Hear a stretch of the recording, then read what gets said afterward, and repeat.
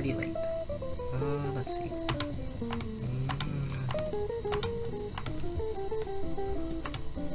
Alright, let's look at this.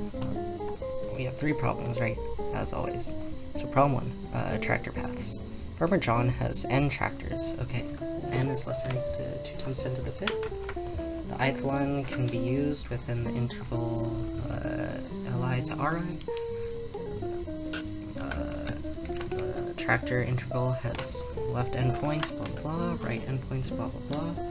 Some of the tractors are special. Okay. Yeah, so we have like a query problem. 2 are said to, or no, what? Okay. 2. And what? 2 are adjacent if like their ranges intersect. Okay. No. Can transfer one tractor to an adjacent tractor. Okay. Okay. A path between first tractor and the sequence is A, the last. Okay.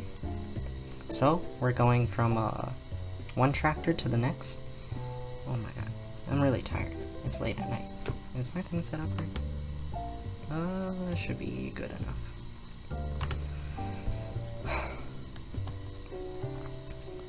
Okay. The last tractor in the sequence is B, and every 2 consecutive tractors in the sequence are adjacent. It is guaranteed that there is a path between tractor 1 and tractor n. The length of the path is the number of tractors, or equivalently, the number of tractors within it, minus 1. Okay.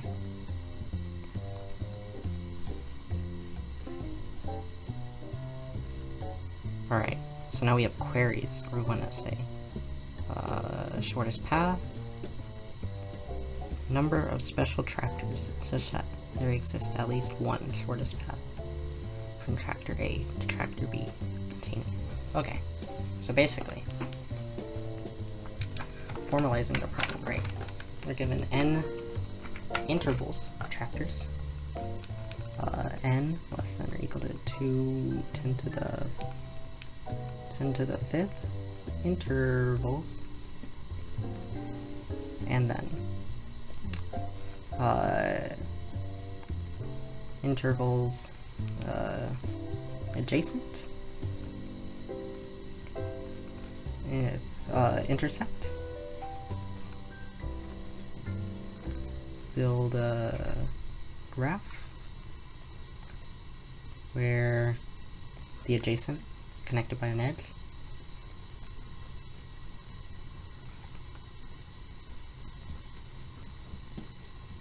Okay. Wow, my handwriting sucks. Anyway.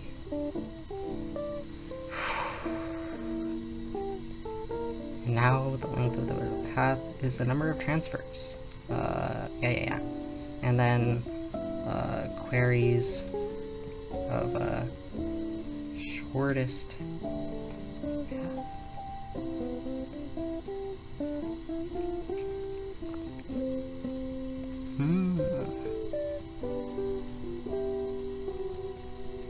And number.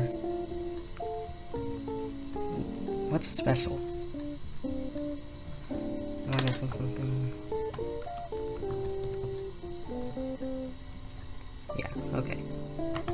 Number, and then marked intervals with shortest path, whatever, sure. Oh, I do not feel good anymore. Alright, and one thing, yeah, so then what I missed is that you also have like a mark thing, and also another thing I missed is that the intervals are special. They have like Li is less than Li plus 1, and then Ri is less than Ri plus 1, right? So let's see what that looks like, right? It will look something like this, where you know that the intervals can be like something like this.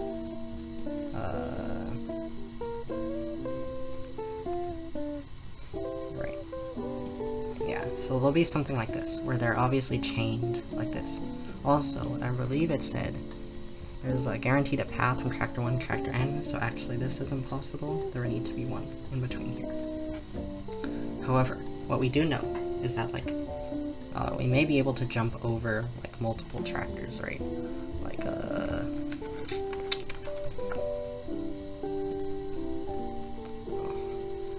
yeah, we can like jump. So like the key thing, right, is that you can go forward from your current tractor to any of the ones that intersects, right? And let's say you're always going left to right, right? Like it doesn't matter for the queries if you're going right to left or left to right. In that case, you're always trying to go from one tractor, like just greedily, getting the shortest path without the special tractors. We're trying to get from one tractor to the farthest one that it intersects with, and we keep doing that repeatedly until we can intersect with the desired one, right? However,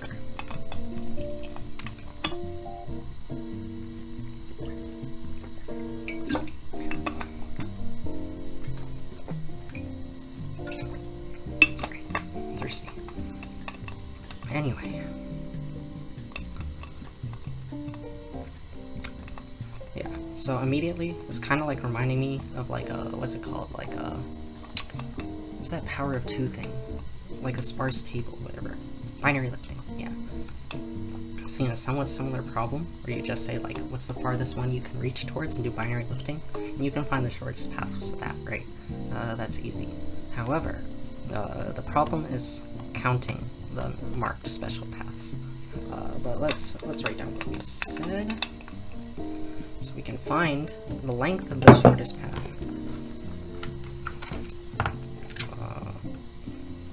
Find length. Find len in lifting. Like basically, you say like each one has a. You can think of it as like a directed edge going towards the farthest one it intersects with, right? And you just do binary lifting and see what's the first time that you get past it. Yeah. Okay. However, the problem is then finding like the special tractors, right? Well, basically, let's think about like the best path real quick, right? Before like looking at the next one. It'll look something like this. It'll have like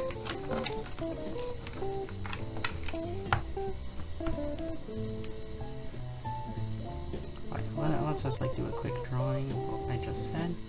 Right, so we do like, what's the farthest one intersects with, right? So it looks something like this. We'd have a directed edge from here to here, from here to here, and from here to here, from here to here, right? So you can see it makes like a kind of tree structure, and that will be like greedily just taking that. That's the shortest path, and I don't know, we could easily do that with like some sort of stack thing. I'm not really sure. Whatever. Anyway. But instead,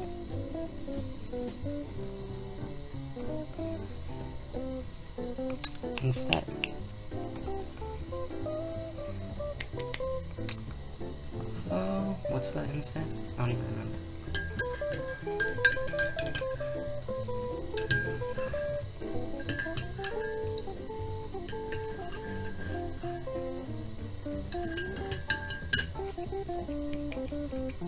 Instead. Okay. Yeah, so now we want to see if we can go through a specific one, right? What that will possibly mean then is we have some marked ones, right? And we know like our path sort of like on this tree we're creating, we're going towards. We want to see if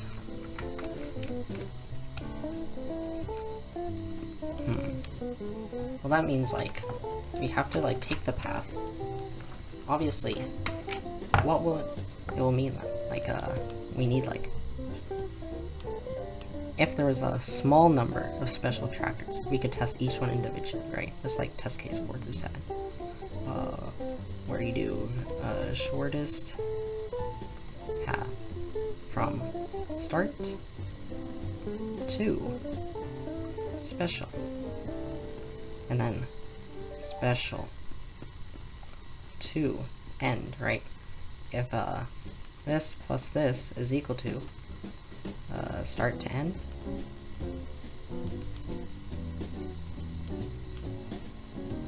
you're all good.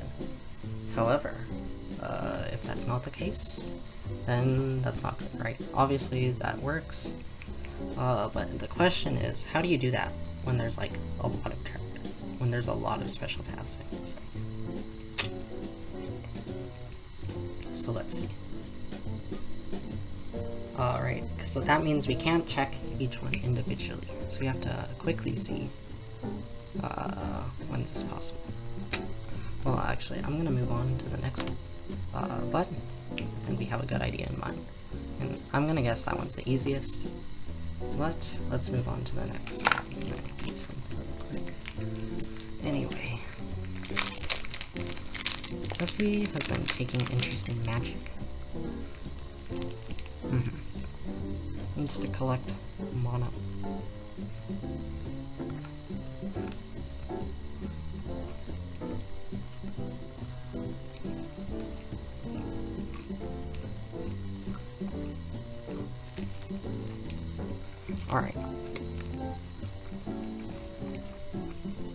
Alright, so let's see. This is like a bit mask BP problem. I don't know if I've ever seen one in Platinum. That's kind of interesting. Height of which accumulates MI. Who wrote this? Okay.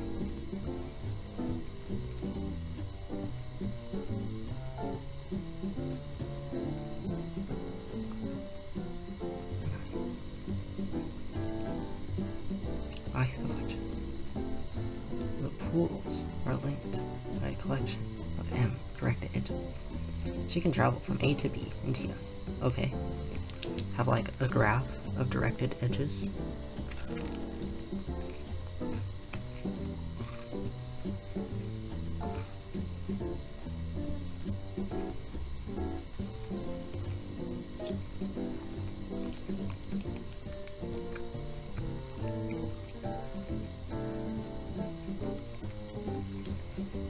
Okay.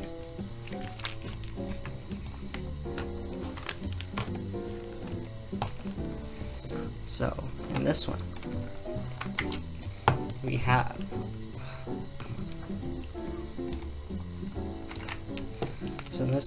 like a directed graph, right?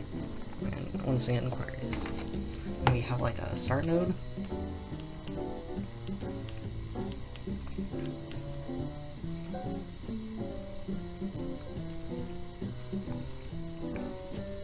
And a directed path.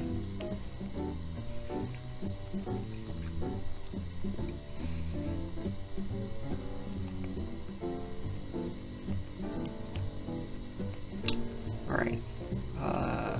Is the start node specified?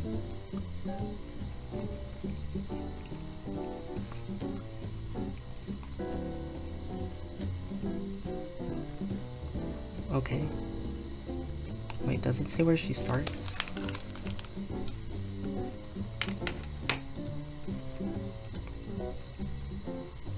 Okay, it says she can start at any pool, right? So we can sort of treat this as like an extra edge that can go in like 0 time.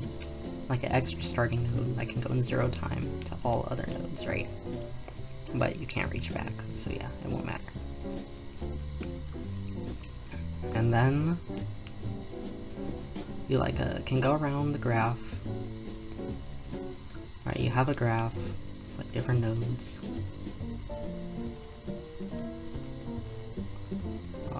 Maybe there are cycles, maybe there aren't. And then at each node, you can start at any. And at each node, you can like pick up the mana that's there. Does she have to move?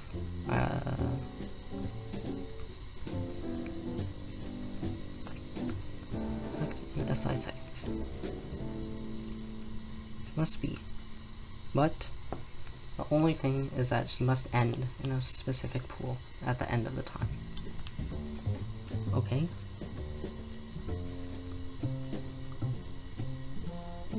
And it does not seem like... Sorry, I have to...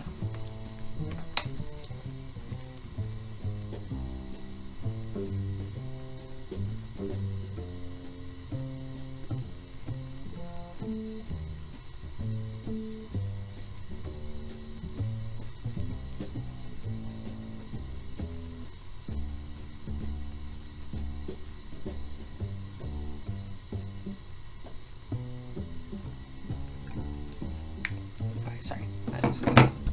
Anyway. What was I doing?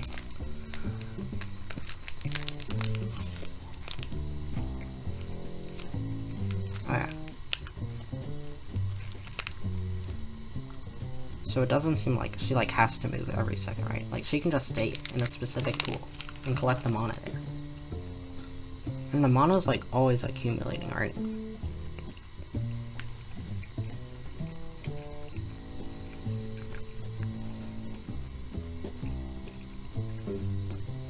So like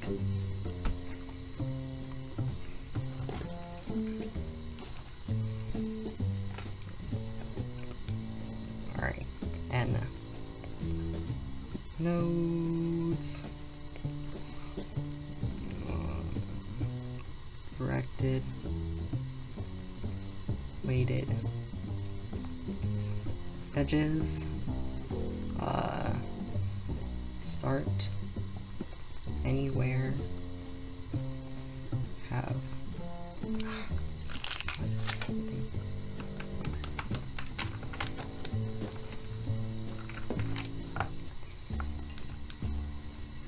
Have s seconds,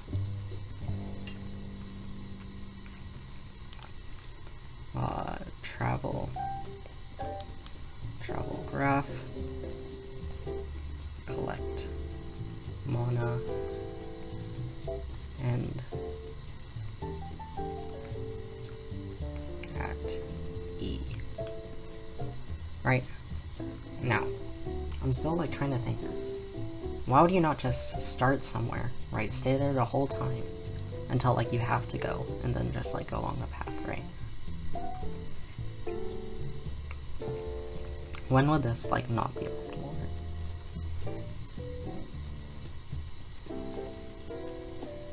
Because like, so like, imagine you didn't have the end condition. That would mean there's one node that has like the best accumulation time, right? So then, either of which accumulates MI mana per second. Yeah.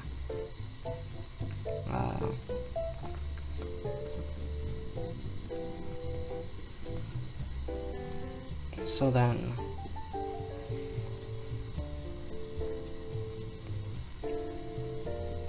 yeah, you might as well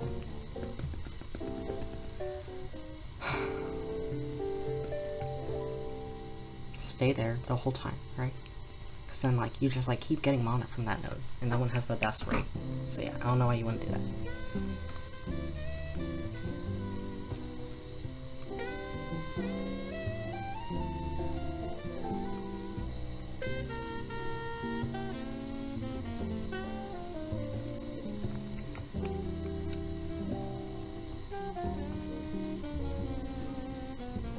Subtasks, got small q, small n.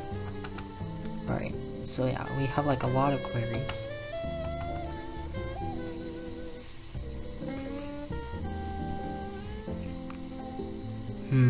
Okay.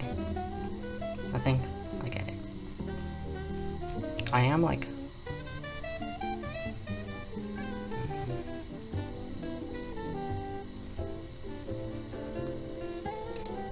I do think you should stay on like one node until like you just go on a direct path to the end, right? Like you should never go in a cycle. That doesn't make any sense. Let's think. Let's make sure that's right. I'm pretty sure that's right. However, the path you choose to get to the end can change based on how many seconds you have, right? Like there may be like a better path that like takes longer, that you get more mana as you go along it. But if you don't have much time, you should go along the worst path that takes less time. I'm thinking that's kinda how it's gonna go. Okay?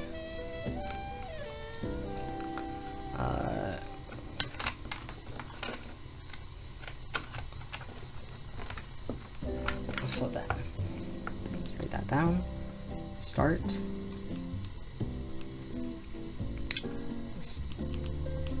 Let me put a higher up. Start one place. Stay until need to go direct path to end, right? So then of course the question is, what is the best path to the end, right? That changes as the time increases. That makes me think, just a guess, right? That we're gonna order queries by S, right? So what I'm imagining right now is that like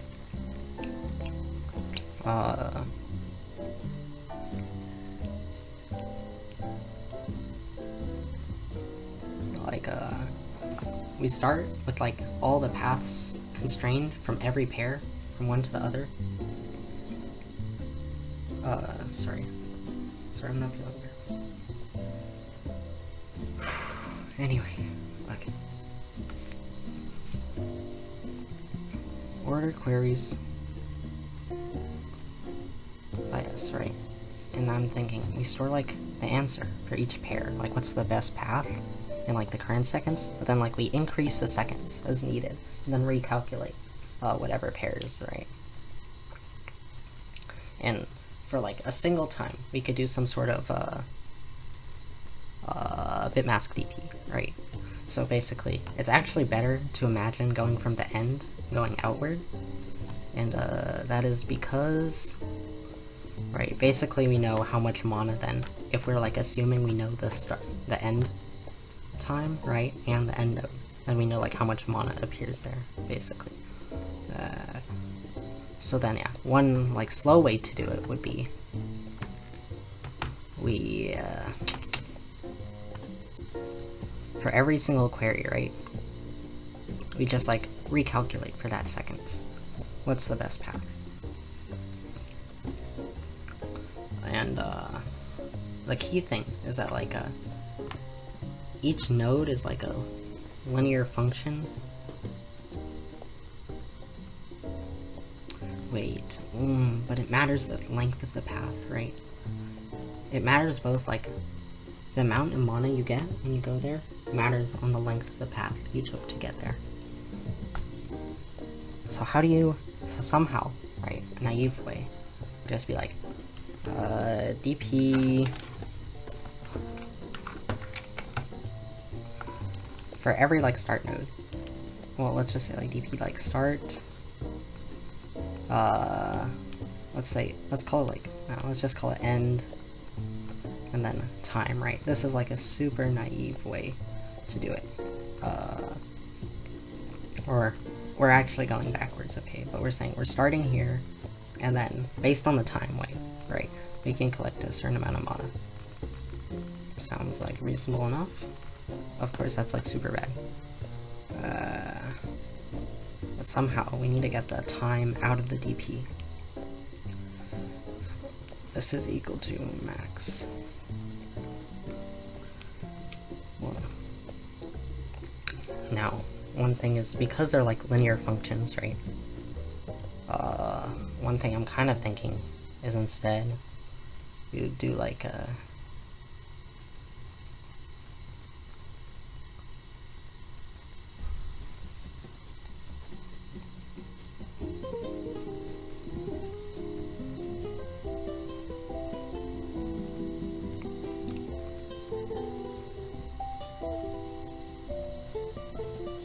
with cycles, right?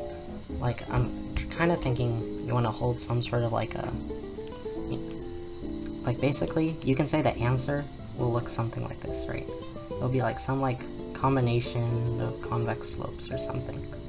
I don't really know. Actually it'll look more just like only, no, it'll be like going upward over time, right? So something like this, or like a combination of like line segments. This for like a single node, the answer is like a increasing line segments. However, the problem is we don't know what order to add them in, or how many like different line segments there are. Yeah, so actually, I'm gonna guess this is wrong, right? And instead we're gonna calculate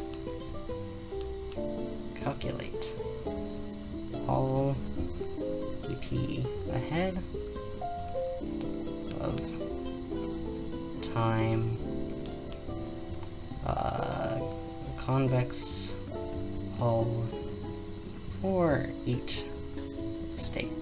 And no, I'm just gonna like naively guess and say that. Now, what I'm thinking, right?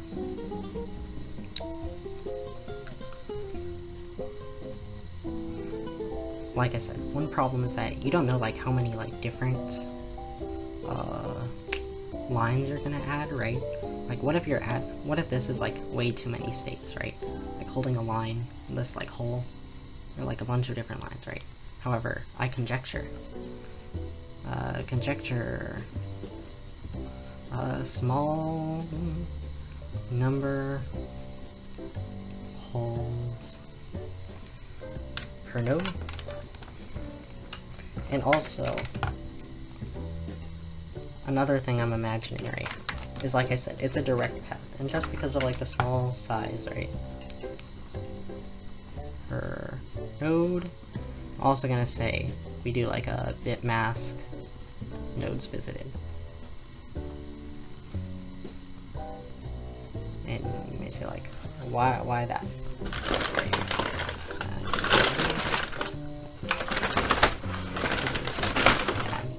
Alright, anyway. We have a bit mask of nodes visited.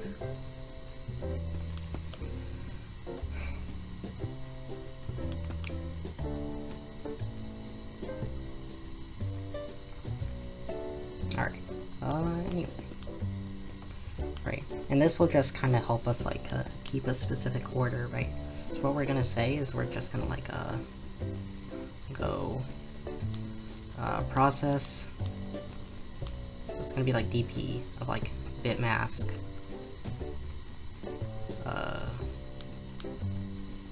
node. Okay. And think about then the number of states. Let's just call it like the current node. No, let's just call it the end of the path, right? Well, we'll also need like the start, I guess. Sure, right.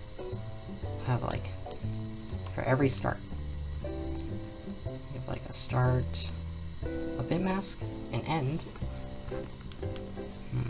and then we say it's equal to hull, right? Now, every single different like bit mask, that's like one less, will like lead to this. And then we're basically, what we're doing now is we're like, we're combining how many convex hulls, right? Well, we have like n transitions, right? Like we can be coming from n different nodes before, and transitions up to point, and each one will have a convex hull, right?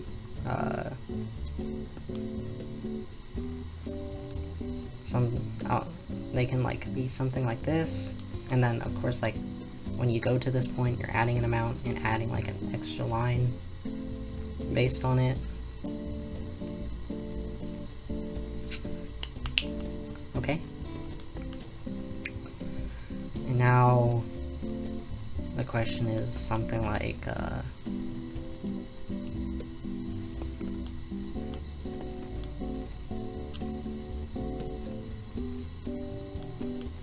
what's the combination of those hulls or something? Yeah, I don't know. It's something along that line, right? I feel like we're off to a good start with this too. But let's read the last problem before we work on this. Yeah. And once again, let's give us some room. Alright, I want to be close. Okay, that's probably enough. Alright, for the New Year's celebration. Oh, shoot. Sorry.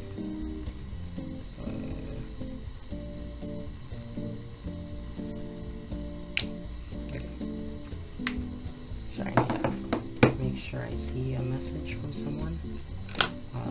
But anyway, for the New Year celebration, Bessie and her friends have constructed a giant tree.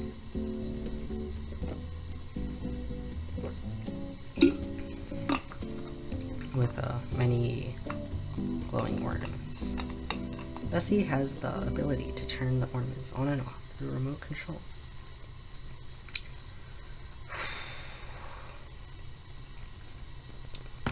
Before the sun rises, she wants to go toggle some of the ornaments in some order. Okay?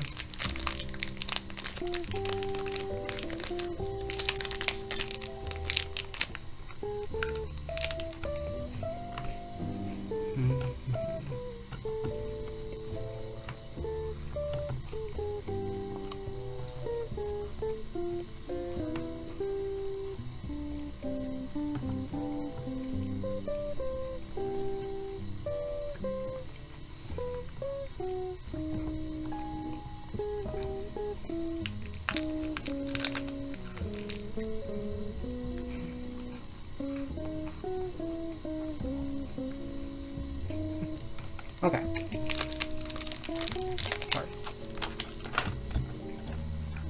This is like a terrible video, but whatever. I'm a bit distracted. Anyway.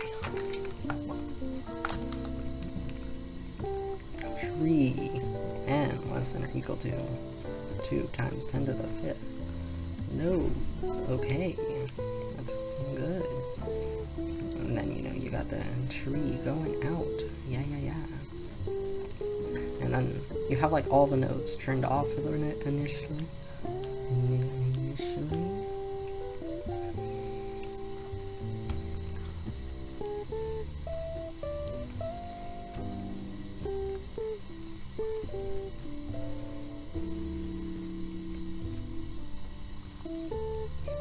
And then basically, you can, like, turn nodes on and off, and your goal is to find, right? You want to, like, be able to say at every point in time, so like a subtree, right? Well, you know what a subtree is, right? It's just like every single one of these things. You want to do some process of turning nodes on and off, where throughout the process, there's an instance at every time, where every single whole subtree is like, turned on, and I don't know. And it's like the only thing turned on, right?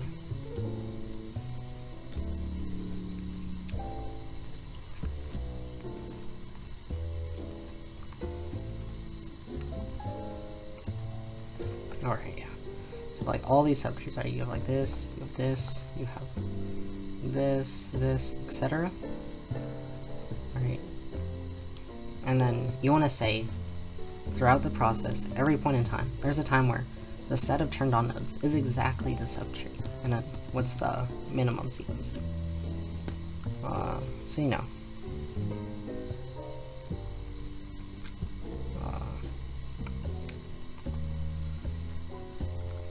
Well, it's a constructed problem, which is annoying, but you know, it seems like a decently good one. As far as they go. Like, matcha.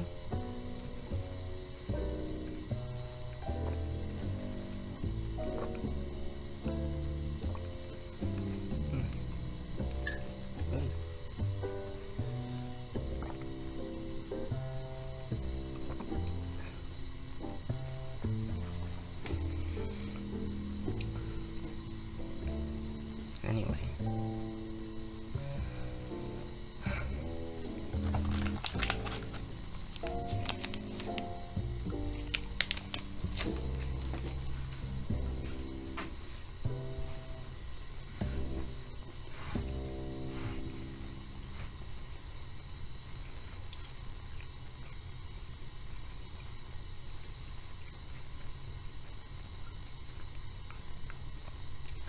All right.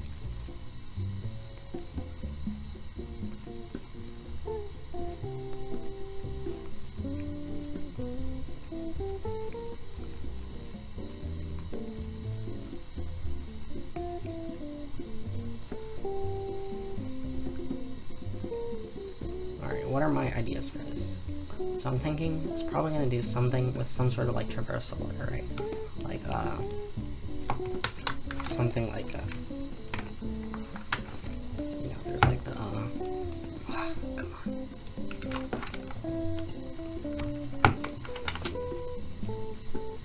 It's like boiler, tour, in order, post, order, whatever. I don't even remember what those things are.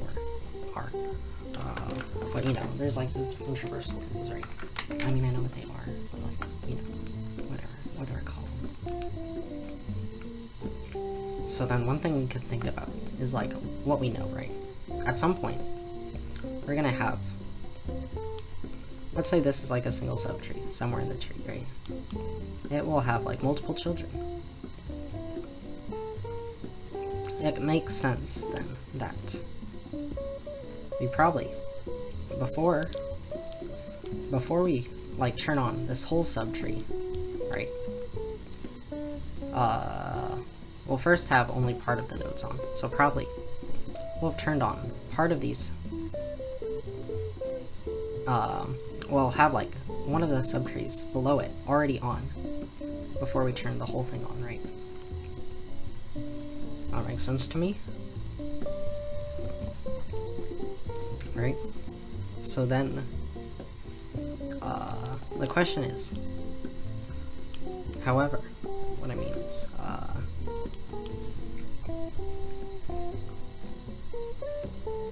say this one is like very big, right? So like we have to have them all on at some time, right? So we're gonna have to at some point, right, have like all of this on, turn it off, all of this on, turn it off, all of this on, turn it off, right? Well, then we don't have to turn it off for here. So we probably want like the most expensive tree, the biggest tree, to be left on before we like turn the other ones back on to get this whole thing, right? That seems reasonable.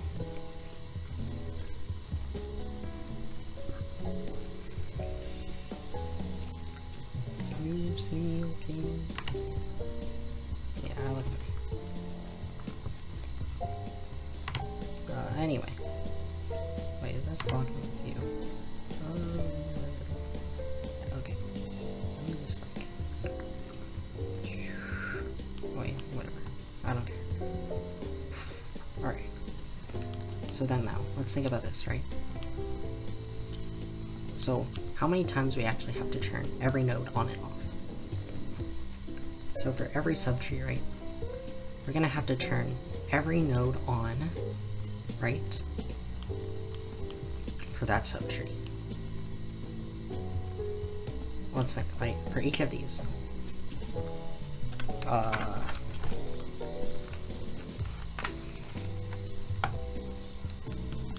Well, let's think about it more like this instead. Whenever we're turning on a particular subtree, how many new nodes do we have to turn on, and how many old ones do we have to turn off, right? Well, first, just how many new ones, right? So the new ones is always going to be,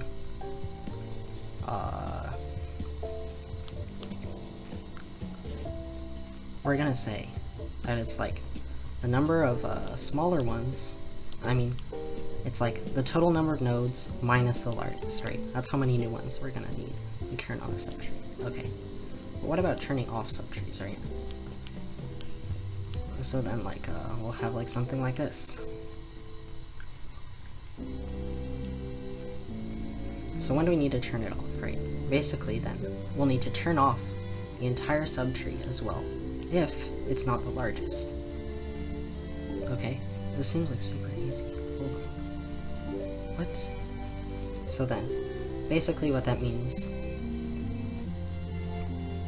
is, for every subtree, right, we're gonna add the sum of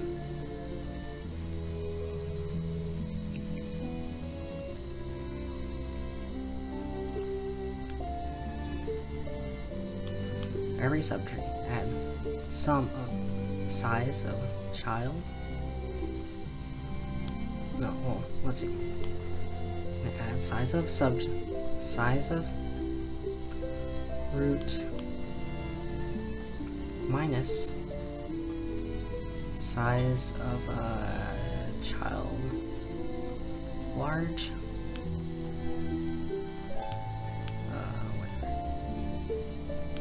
Let's do it like L, right? L means largest, right? So we're gonna add this to turn it on. And which ones are we turning off, right? And we're also, on top of that, adding. So this is when we want the whole thing on. But before that, we're gonna have to turn off all of these. Right, because they're gonna be on. Like, we're gonna imagine turning on the subtrees of the children based on what the root is. Okay.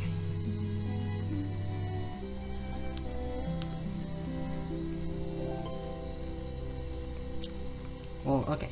So like size of root minus 1, right? You're gonna have to turn on all of them at some point, right? But which ones do you have to turn off? You're gonna have to turn off. Have to turn off and turn back on.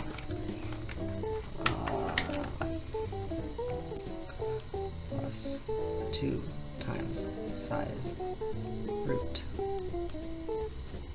minus size child L minus 1. And then you're gonna have to turn on.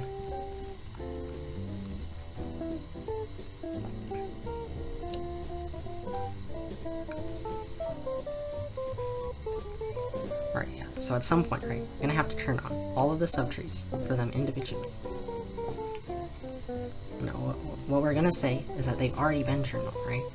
Just which ones are we turning off? Right, so we're like assuming that by like induction, all of these will be turned on, which will be calculated on their own, right? So now which ones will we need to turn off? We need to turn off all of these, turn off all of these, and then we need to also turn them on again after turned off.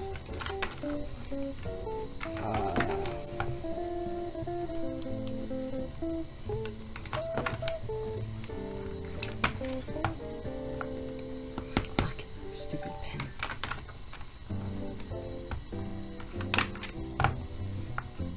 My like pen does not like get charged because like the whole casing of my laptop is messed up. Like whatever. It's there are way worse things that could happen, right? But yeah, so you'll have to turn off all the smaller ones. You're assuming that you already calculated how long it'll take for them to be turned on individually. You're gonna have to turn them off. But you won't have to turn off the largest, right? You're gonna have to turn them back on. And then you're also gonna have to turn on the root, right? That's what's gonna get this subtree chart. I think you just do this over all subtrees, which would be like super duper dumb, but that's my guess. Bro, there's no way that's gonna work. Let's see. Where are we? Oh, those things. Okay. Wait, let's get ID1 set up. Start with no template. And then let's type out our template, right? Include iostream. Hashtag include CSDO. Hashtag include algorithm. Using namespace SE, right? So right now I'm just like typing my template. I do this like super dumb thing where I define endl/n. It should be the other way, but I definitely know how to do that. Macros. No, I like to do a long. Yeah. It'd be more proper to do this with type def. and it'd be more proper to just like not do that at all, but whatever. Let's see. Wait, usually I do.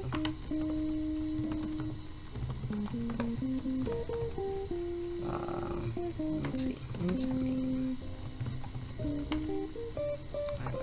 Now we'll do like the fast.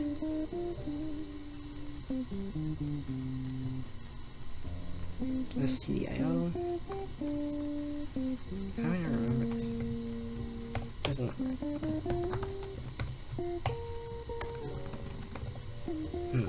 Alright, I definitely like messed things up. Well, I think I only messed this up.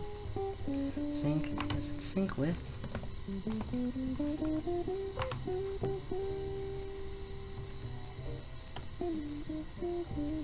Okay, that looks right. So, let me just like open some new tabs and just like have that there, right? How to copy paste after we make this stupid template.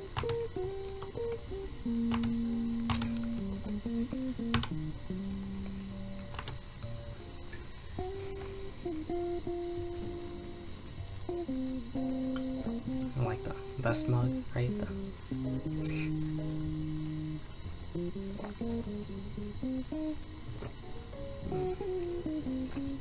I really like matcha. It's like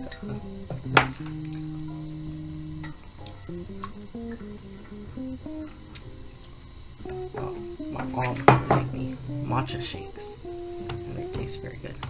And that created my love for matcha, I guess you could say. But anyway, let's see, let's do this one here, right? This is like the third problem. Anyway, I'm pretty sure it's like, this is, if my idea is right, it seems so easy, right? There's no way it's right, but I think it is right. If it is right, it's like probably the easiest USACO problem I've ever seen. But we'll see. Easiest, like, platinum, right? Let's see who the authors are real quick. Benji, yeah. Dang. Someone needs to help him out writing problems. Alright. Alright, so we're reading in like the parents, right? It's just one test case, so we can do x minus y. Scene x. X dot. Push. Yeah. Okay, so we can just do this to create the tree, right? And then a nice thing about this input format is that instead of like DFS, if you just need to go like back up the tree, like with this picture, just like go back up. Instead of like doing a DFS, you can just like go in reverse order, because basically you know the parents is always below the child, so you can just like, I want to go from like largest to smallest, but whatever. But then all we need to do is record the size and the largest subchild size, right?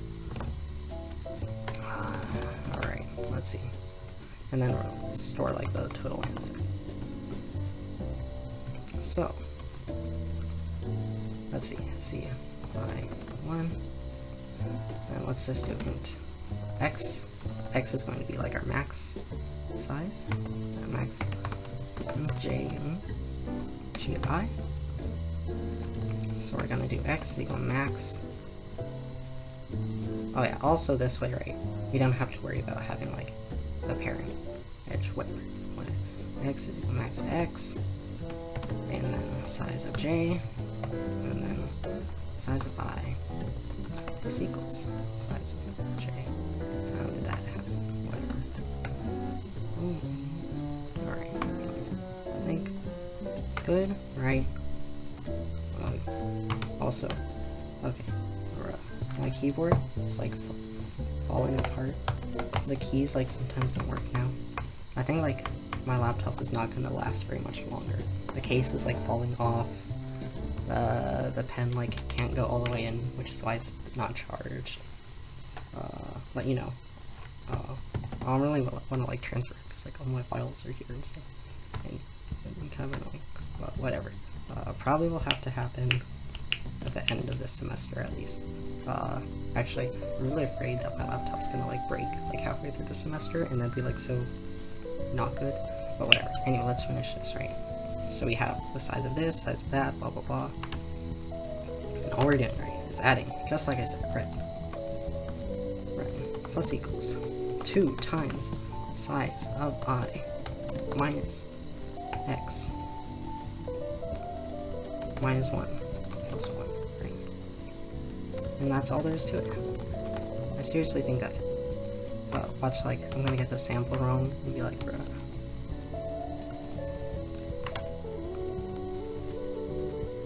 Oh, it also says that. Wait, is that right? No. And I wonder. Shoot. Every vertex is inactive.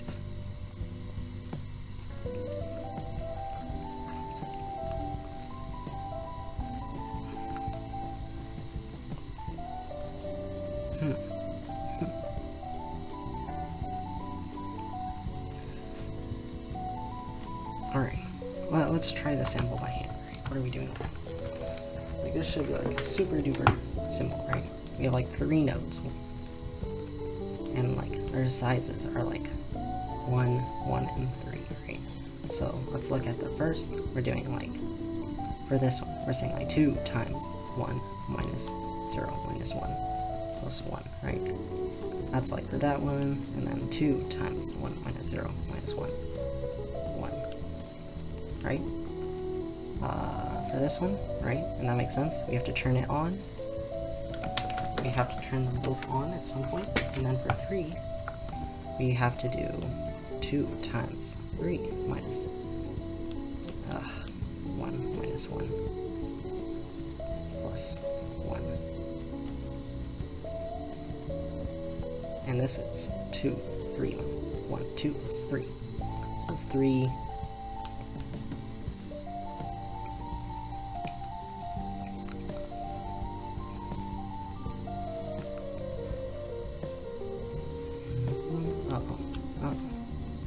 Maybe we should have done this by hand beforehand.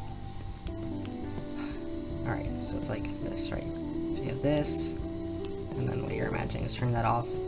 This, now to do this, and this, right?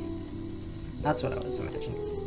And then also, apparently they have to be inactive at the end, so we'd also have to like add 3 to remove them. But, now I see what's gonna happen, right? So what we're gonna do is add this, and we're gonna add this, and then finally we're gonna delete this and this, right? And then delete this. Okay, so let's think about what we did wrong, right? The key thing is that what we are imagining is that the only thing we could like reuse, right, is that we have one tree here that's already complete, and we use that to help complete this tree, right? And that's true. But what we forgot, because we're so stupid, is that we can also reuse this and delete part of it to go back down. Right? And actually what I'm thinking is that even if there's only one child, right, you still want to go like back down, right? Because you're gonna have to delete it eventually. So you can just imagine. So you want to pick the best vertex to come from and the best vertex to end from, right? But yeah, we definitely have some sort of DP going on here, right? Where you have like, what's the best time we can like, if we have this entire tree turned on,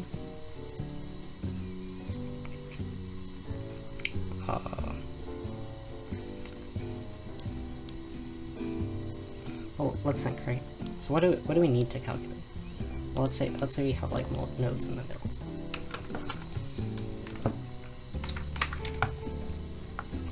And yeah, I'm thinking this is definitely the easiest problem, so we're gonna stick with this. I think the order is gonna be 3, 1, 2. No, it might be 3, 2, 1. I'm not sure, but we're gonna finish problem 3 first, because I'm like 90% sure that's the easiest. But anyway.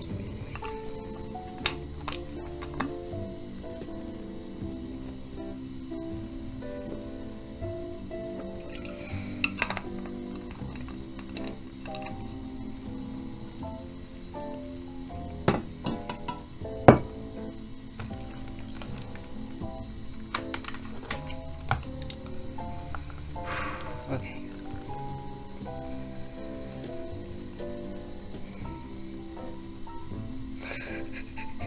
I'm so stupid. Anyway. Alright, yeah, so let's see. Like, well, let's think back about the case, right? We have like a node. I mean, let's just like write it down, right? It's good to just write down everything, just in case, right? Let's see. We want to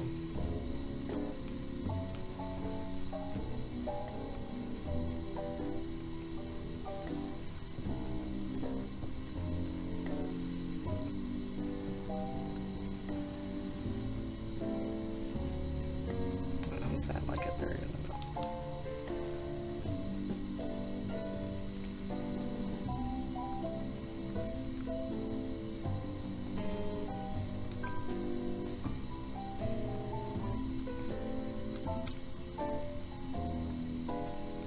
Alright, so we want to reuse as much as possible, right? Of course.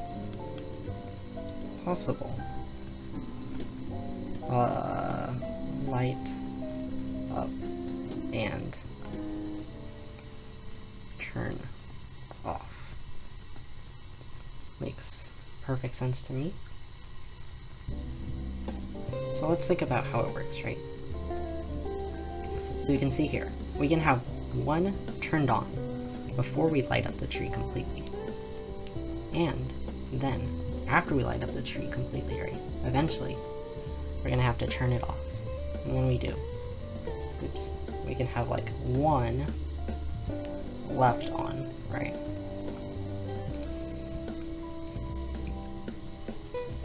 So, what is our goal exactly? Our goal is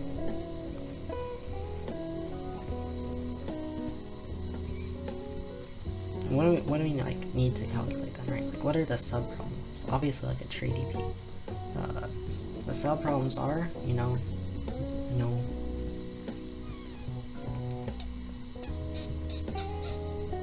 let's see, or let's just think about a particular area, right? At a particular area,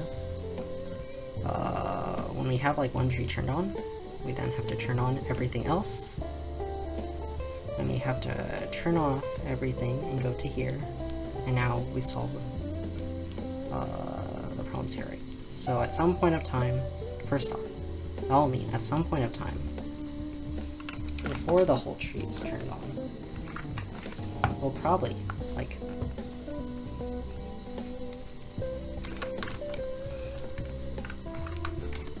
like, solve this whole subtree, and then turn it off, like, right? We're gonna solve it until it's all turned on, and then turn back off, right? So we need to have like a DP of a solve all subtree,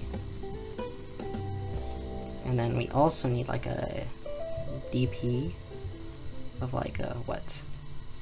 So subtree off subtree. We have like three cases. We need to go from off to off,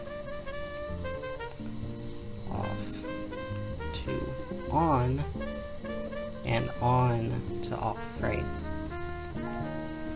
We want to have these already calculated, right? So basically, like, for all the nodes, we're gonna use like off to off, except for one node, we're gonna use off to on, and then one node we're gonna use on to off for solving, right? Like the fastest time. Because basically, we don't want this one that we're like reusing have been turned on, and then turned back off, and then turned back on while solving, right? Because that's like wasting time. So these are the DP states, and let's just call them 0, 1, 2. Okay? You're gonna have something like DP, like a current root, a current node, and Z. We'll call this Z, but this is just like this state, right? This is Z, which one of these it is. and we need to calculate all three of these. So, I mean, we already just said, okay, and now it's looking pretty comfortable, right? We just have like 3 like different DPs to solve. I'm pretty sure we can solve them all. I don't really want to write them out, but it's gonna be like we basically said how to like solve the off to off case, right? And then we like kind of earlier already said how to solve the off to on case. So yeah, I'm feeling good about this. We're gonna still need the sizes, and then we're gonna need max and 3. Okay. I'll just make a state for this. Just I don't know. I like to have all like constants kind of like that. Yeah. Okay. Actually, never mind. I am gonna write them all out, right? So, dp c 0 is equal to what? dp. It's gonna have like dp of I. Let's do dp of x 1 plus dp of y 2 plus plus the sum I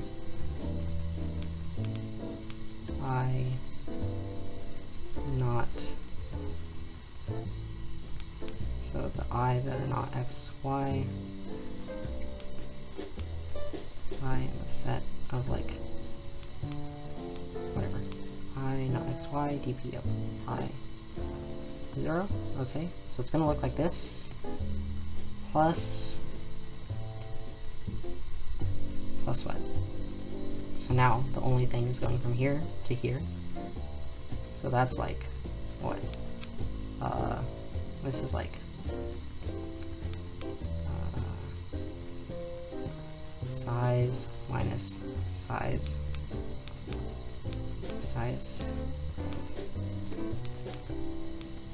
C brackets minus size X,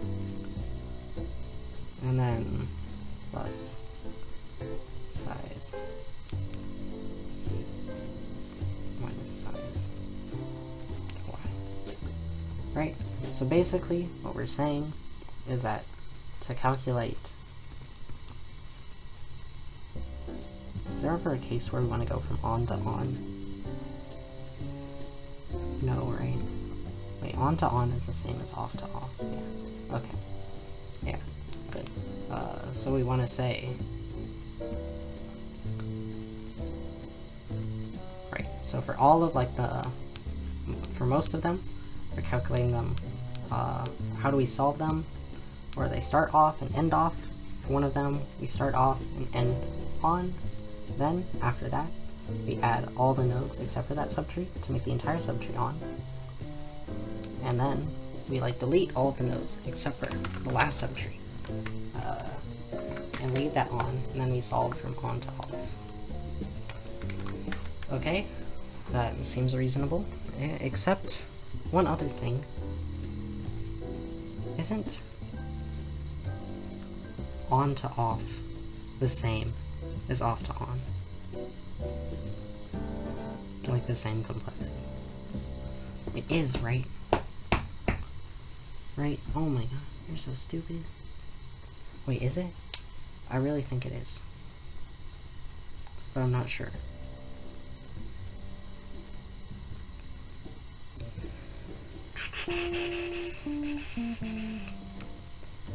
Okay, is that true? I really think it is. Alright. Because see, the thing is, right, if we have to calculate 2 different ones, right, how is there a better way than just iterating through, like, every pair and testing them, right? Like, which one should be 1 and which one should be 2? Well, I guess you could do, like, some query thing. But I'm pretty sure the DP of off to on is the exact same as on to off, right? Because you're doing the exact same steps, but in reverse. Yeah, that's true, right? Doing the exact same steps, but in reverse. That's true, yeah. Okay, so in the end, we can get rid of a state.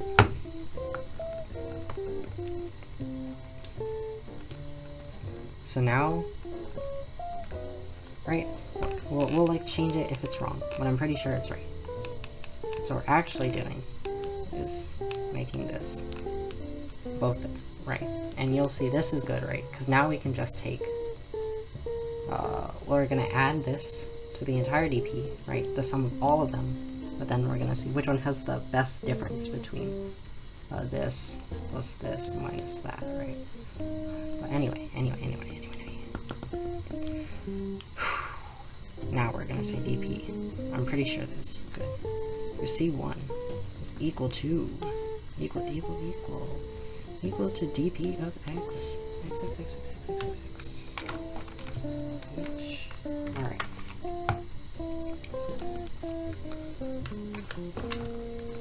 Now, we kind of already said this one earlier, but basically, all of them will be turned off to off. Well, it's going to be like DP of x, DP of x, from what? This is off to on, right? X, 0. Oh, no, DP of x1. Plus the sum of DP I 0. This is like off to off, right?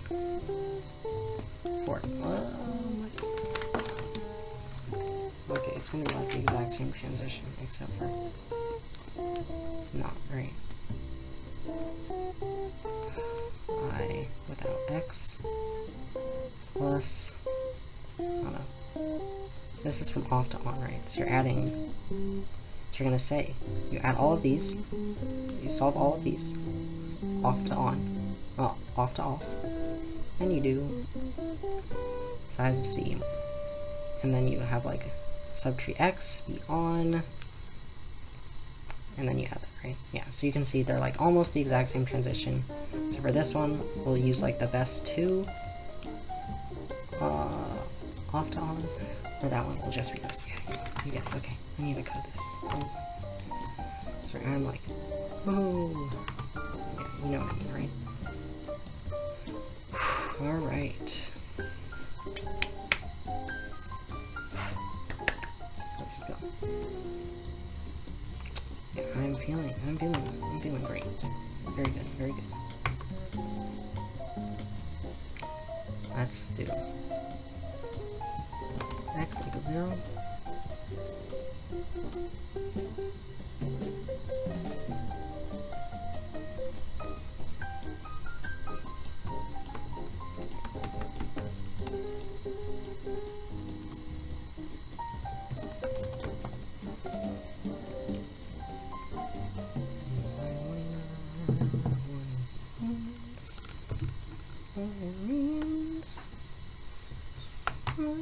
Right, so first we're just gonna like add the size, right? And we also said, right, for all of them, right, just hold Z. So we're gonna say, let's just make this all, oops. So we're gonna say Z plus equals DP of J 0, right? Seems reasonable.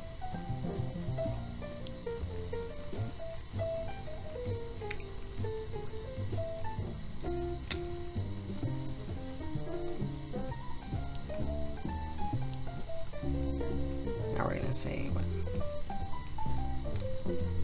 Now we need to say what is the best, like DP of J1, DP of J0.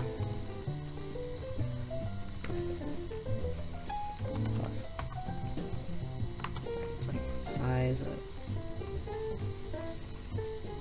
Actually, wait, let's just like first get this.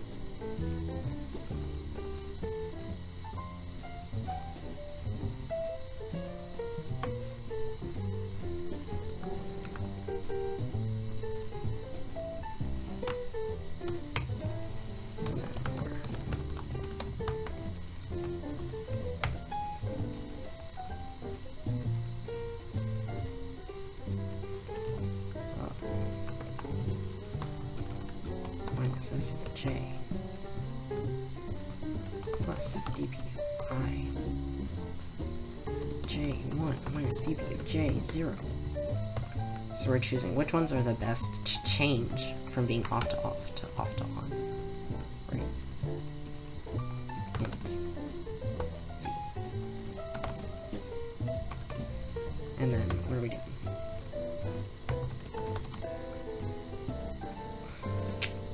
How are we gonna do this, right?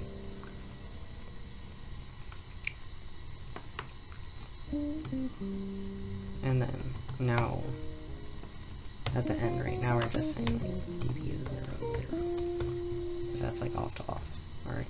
Anyway, so we have this, and we want to say, come on, think. We want to hold the two largest, right? But what happens if there aren't, like, two largest? That's what I'm worried about.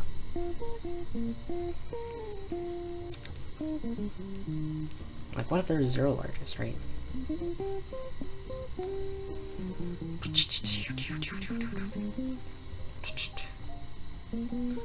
Alright, look. Let's just make an infinity.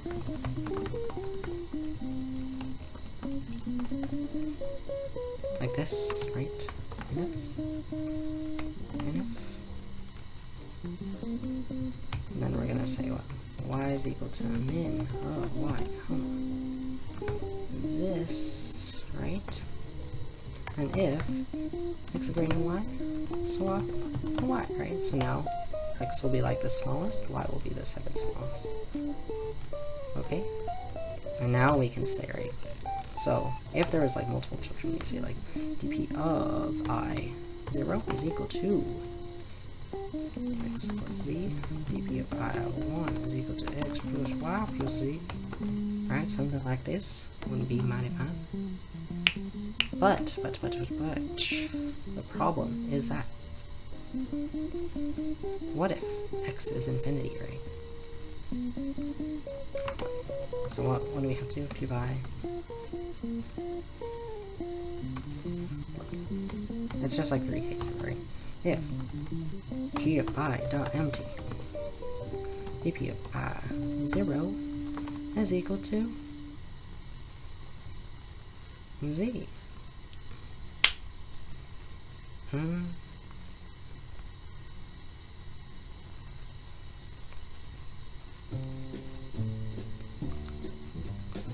Equal to 0, dp of I1 is equal to 1.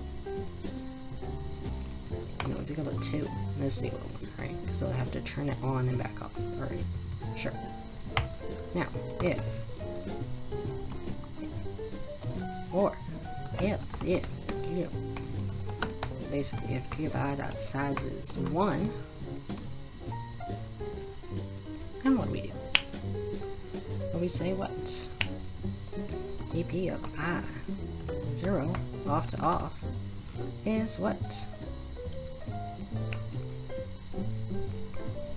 It's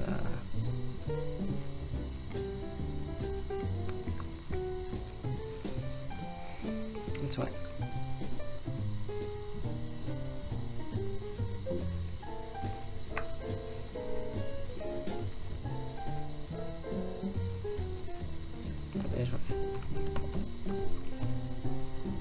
Let's do it like this, right?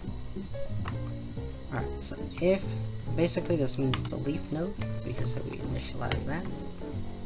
Else, if it has only one branch, right? How do we do the one branch case? Oops.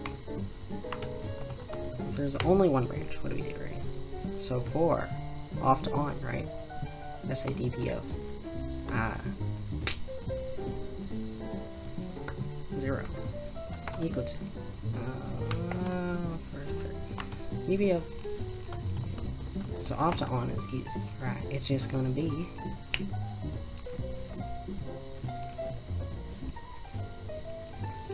x plus z.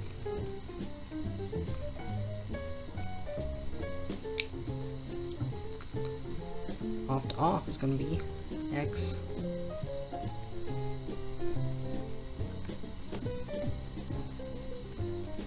plus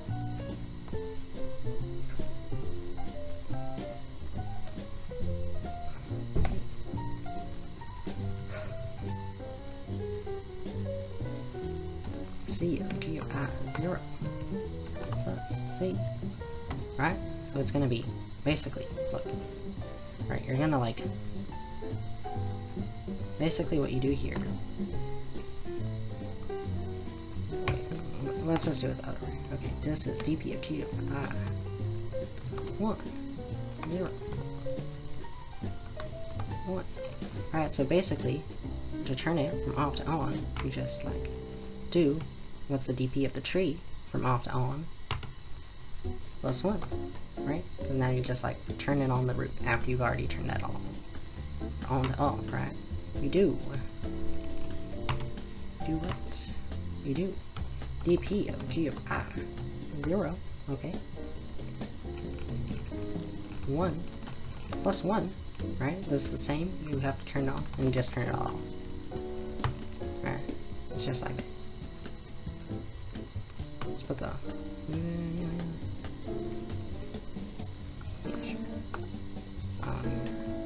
otherwise, it's I0 equal to x plus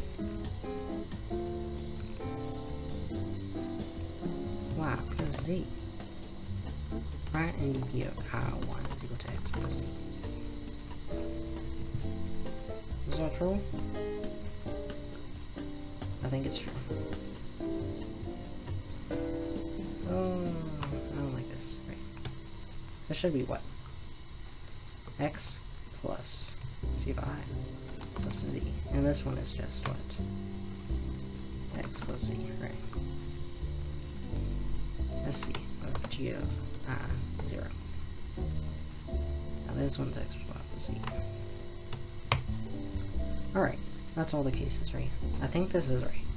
Now let's see if we got the right answer. I think we will. I feel pretty confident.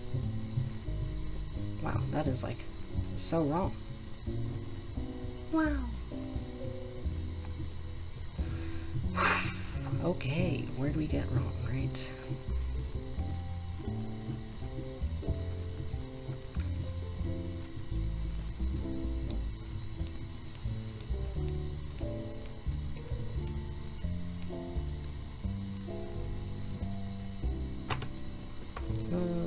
Whatever. Let's go here.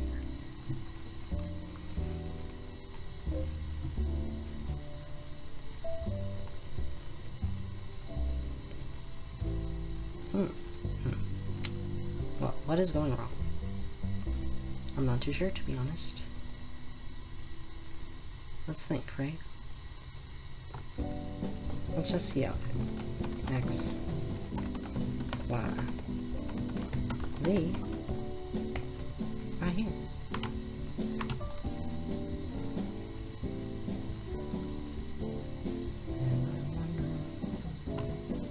Four minus 1 minus 1.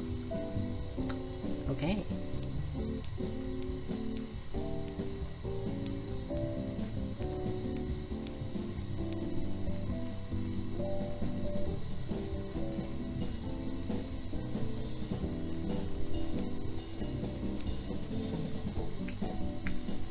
What are we measuring?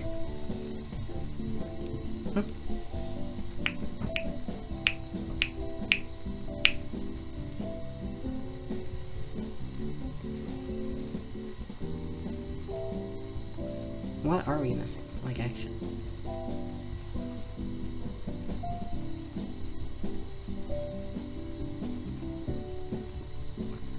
Yeah, so it should be, like we said, right? Okay, let's think about back over here, right? It's like these things, right? So it's like 1. Well, here we only did it with 2 vertices, right? Whatever. Let's just think, right? It's like 1 plus 1. 1. What is each tree contributing, right? It's like, should be dp of I1 plus SC of I minus SC of j. Oh, there's the minor problem. We forgot to do this initialization, right? Size is equal to 1. Well, where should we put that? We should put that right up here, I guess.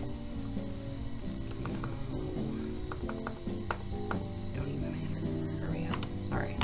Yeah. The problem is we didn't initialize the size, right? So all the sizes were 0. That's why we were getting weird answers. But yeah.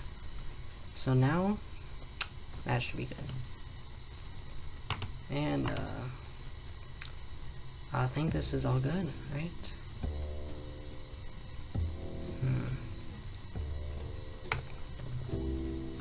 Use as much as possible dp off 1 and all subtree off, and off 1. Sure, just like a quick comment.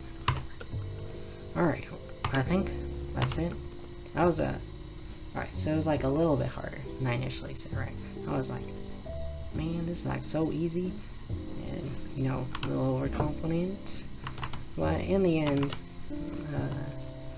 it was still one of the easiest pop problems I've seen, I think.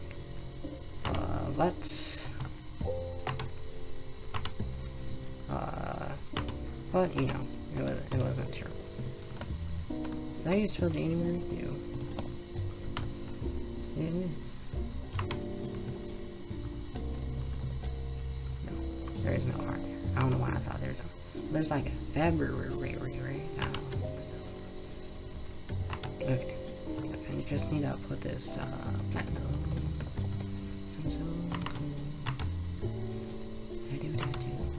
Subtree activation. Let's see PP.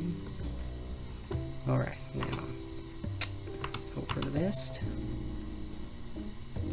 There's a problem set, so I'm gonna fail. Alright, let's see. What are we doing here? We're just submitting my solution. And January. Platinum subtree activation.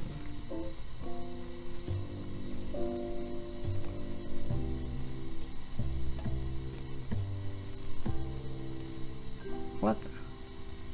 Bro, how are we getting wrong answers? Shoot. I was for sure that would work. What? Bro. What is the problem?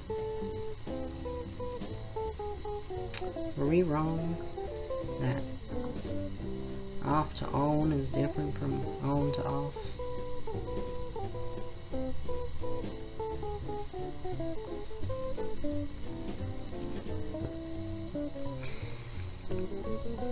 Like, let's think about the cases, right? Here, obviously, off to on is equal to on to off, right?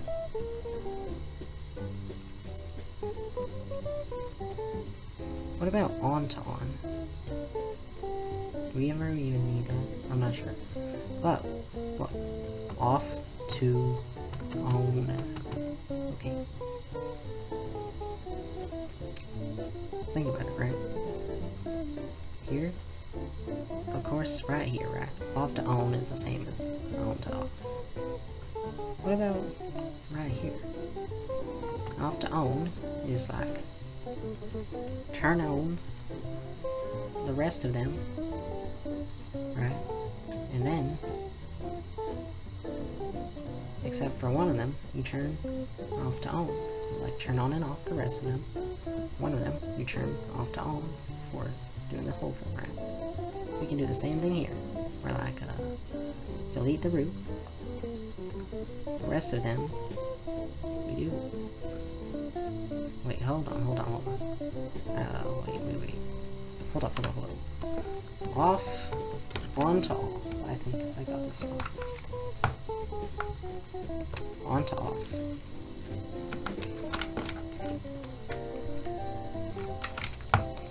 Oh no, this makes it a lot more annoying.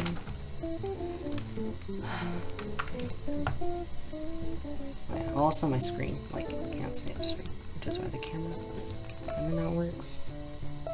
Alright, whatever. Anyway, when we do, like, on to off, right? Let's think about here, right? On to off. Well, first off, when we do off to on, right? We're saying, solve all of these from off to off. The last one, do off to on, and add the rest, right? Here, from on to off. And we do.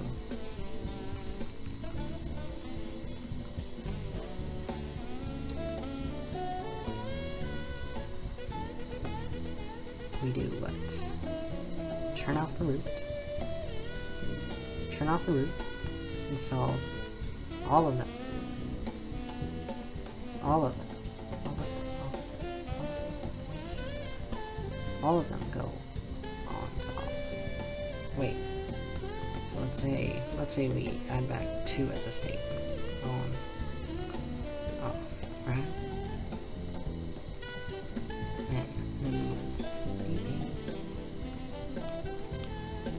DP of what? C 2 equal 2. Wait, hold on. Think about what we're doing, right? We're turning all of them off except for 1. Like, think, right? We turn all of them off, right? Except for 1. Do this one. dp of C1, C2 is going to be equal to this one. dp of C2 plus, like, size minus that, right? And then the rest of them, you just do off to off. But it is the same. Then what is wrong?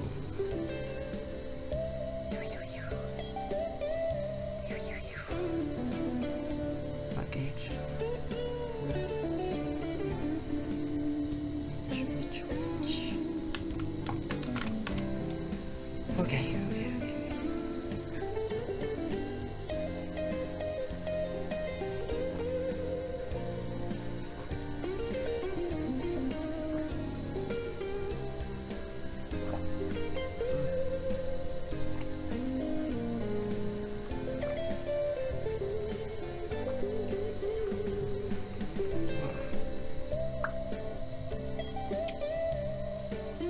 Anyway.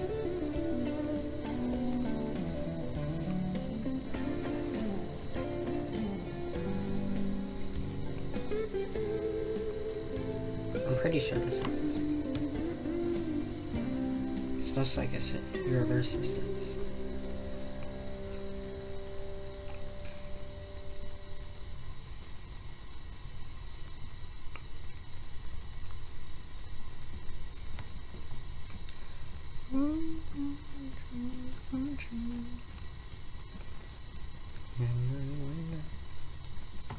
What it means.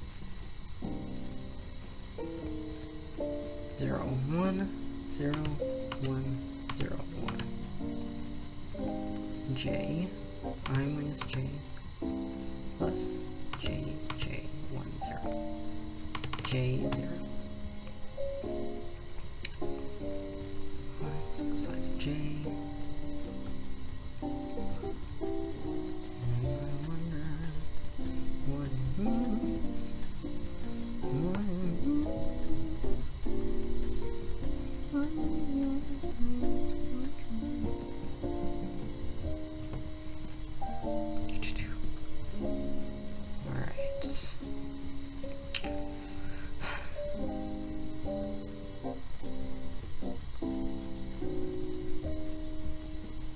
Anything not along that is supposed to be,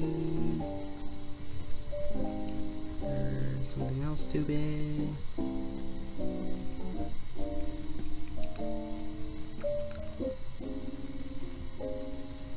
I don't get it.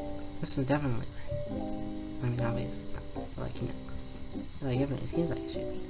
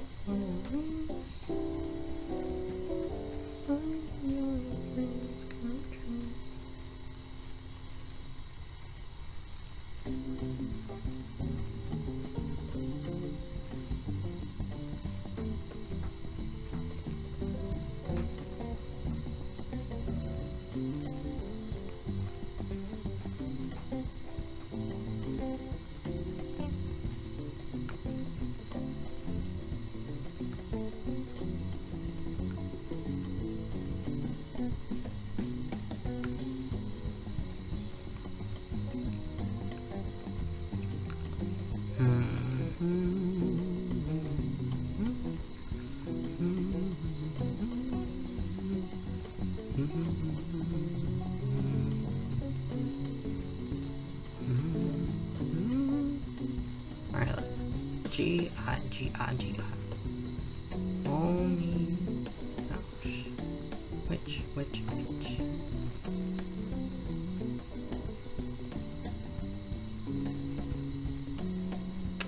Alright.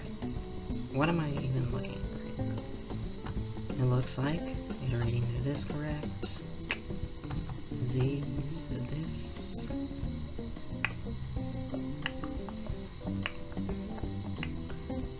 Thomas, how was it?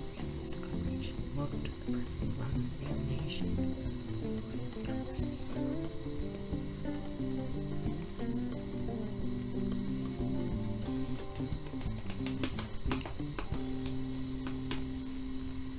Alright. Next was Z, right? String that to that. X plus C is the same as just like, well, there's only like one child, right?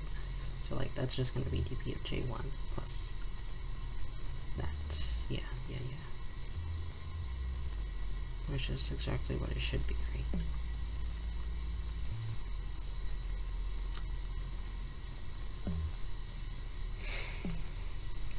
Every vertex is inactive after the entire sequence of operations.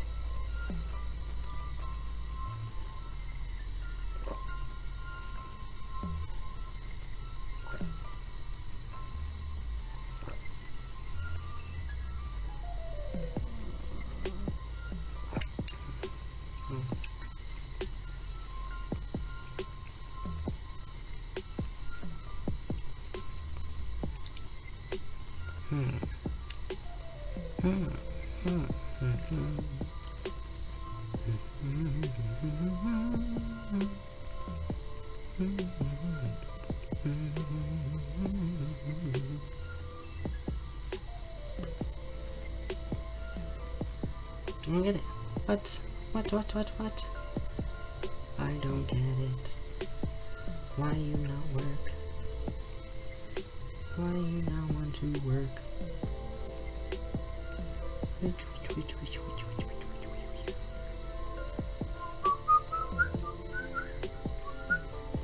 What are the subtasks?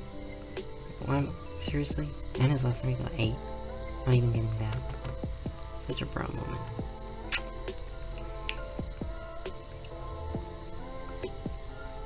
What am I missing? Alright, I know it's something that's so stupid. But I just don't see it. Alright, correct bounds. Alright, 1, 2, 3, 4, 5, 6, 7, 8. Correct type. This is the parent of this thing. Okay. So we're going through the children. We're going in the correct order.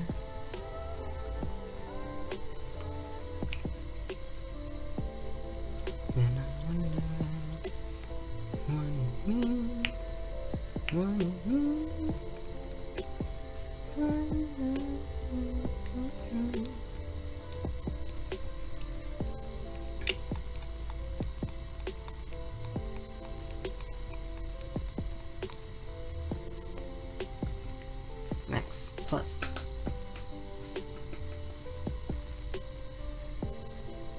Think about it, right? Is this right? So, what we're doing is, basically, we're solving the subtree. This is the same. X plus z, right here, is the same as dp of j1 plus this, which is the same as dp of j1 plus 1, right? And now we just inactivate the whole tree. Sounds goody good to me. And think about going backwards, right? Instead, we would just like,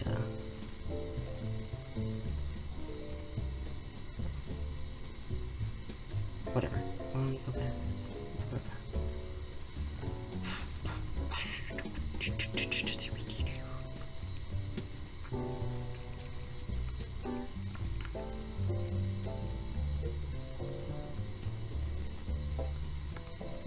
Think about this, right? Going forwards, right? Turn on the whole tree, and then add 1. Okay? And then going backwards, we'd like subtract 1, and then do the whole tree. Sounds good. Right. Now, for here, the smallest.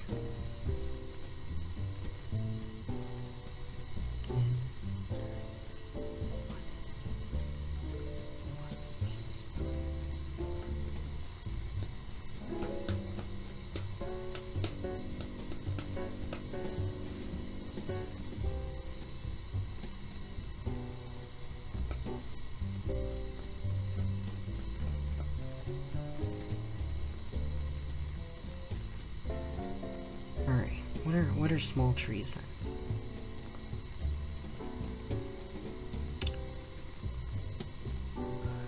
Alright, let's just try like the stupidest examples then, right? It's like 1 and 2, right?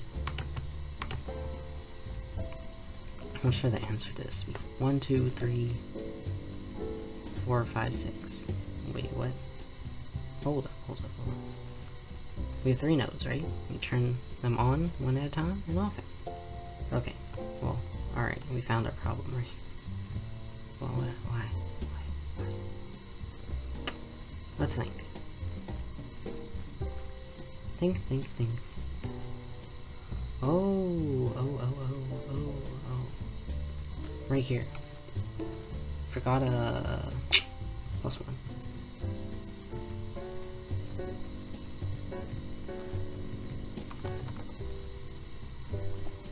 Is that seriously it? That's such a brown moment. Okay, I'm gonna do it like this, right? Z plus Y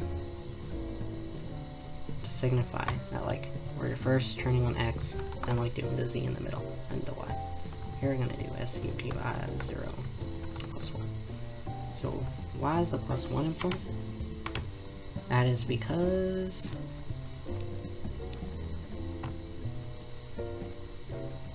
wait, no, it should be just, I mean, we can just do plus SCY, right? What are we doing? We're so stupid.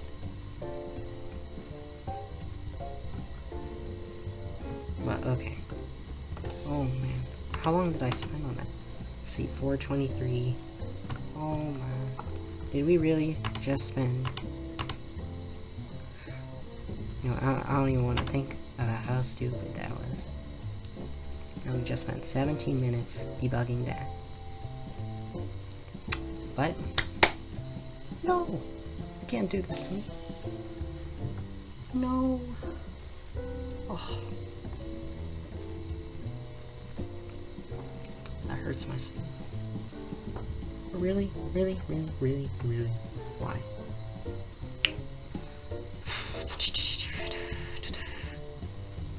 It's a small world after all.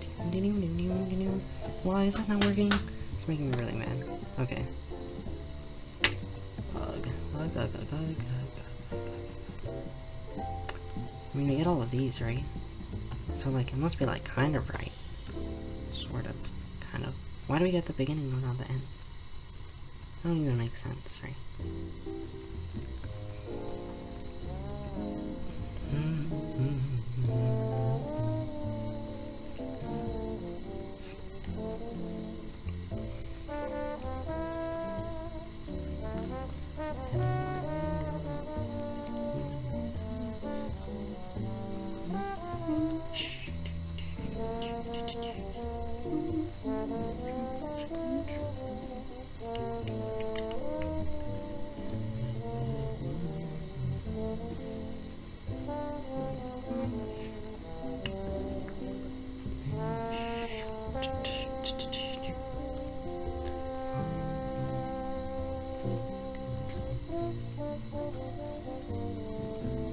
am I messing up? Probably something stupid again. We're so stupid. Like, let's think, right? Alright, so we have 1. Actually, the order should be more like Z. What's the X? What's that? Right, this is like, we turn on and off all the other ones, right? Then we turn X on, and we turn the rest of the tree on. And we turn the rest of the tree off. The rest of the tree off. And so for a while. So like when you find it empty, yes. They like a little bit bigger. Yes. Voila. Then why is it working?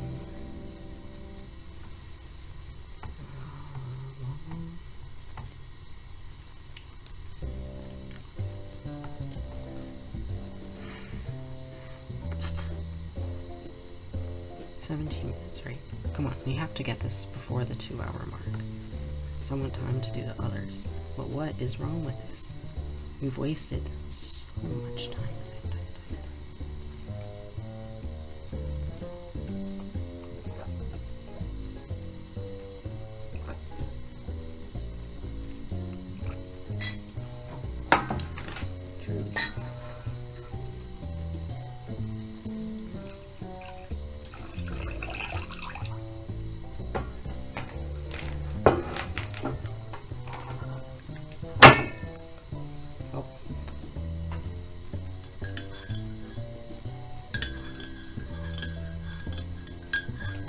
Kind of put too much matcha powder in. Now I have more water, and it looks alright, I guess.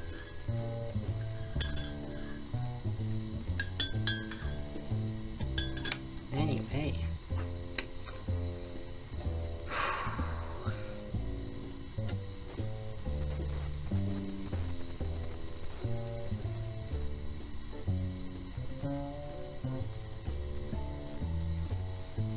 I'm good. Why? Come on. See, another mistake. It's really dumb. Right, what were we doing before? We were just like going through one by one,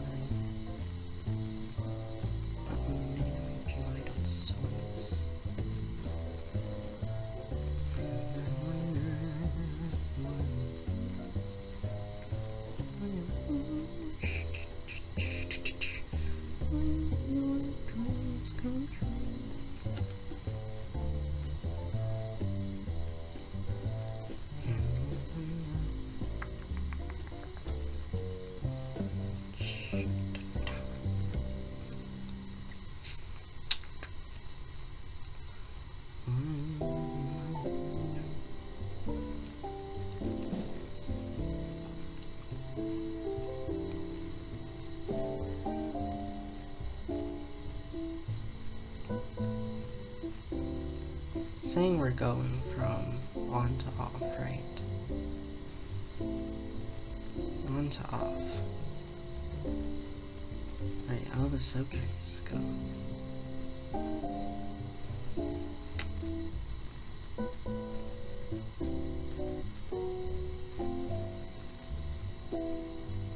Wait, what? How does it work? I feel like what we're doing wrong is that off to on is not the same as on to off.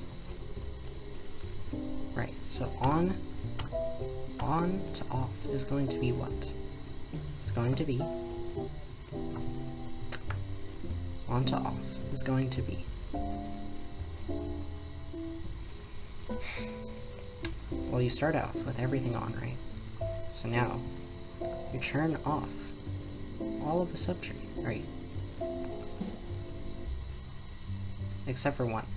You solve that off to on.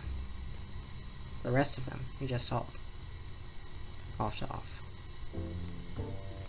Solve one. You only solve one. So you turn off everything on one subtree. Okay? Right, you have to do that, right? And then you solve that. off, on to off. And then for all the other ones, you do on, you do, now they're off, right? So now you have to do off to off. Yeah, okay, no. I'm a believer now, I guess.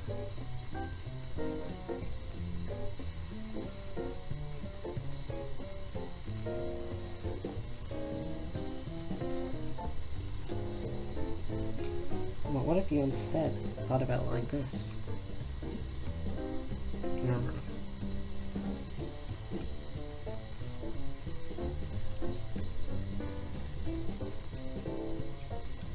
It's always hello now.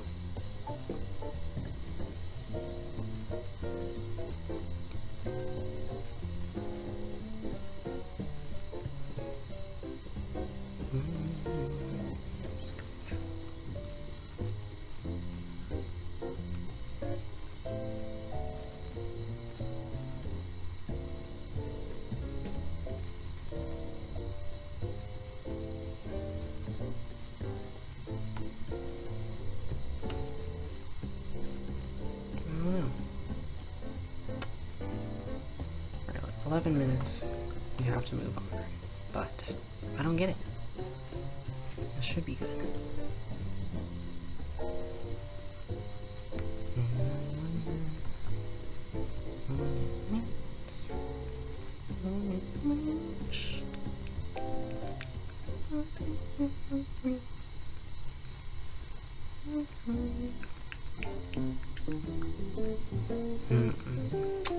What else could we do? Well,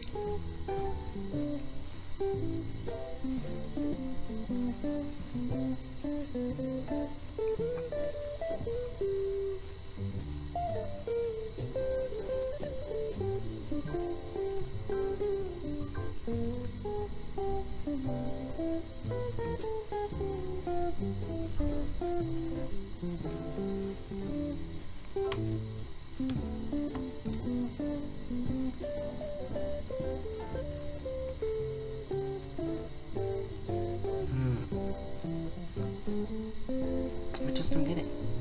What is wrong? There's nothing. That's the answer. Okay.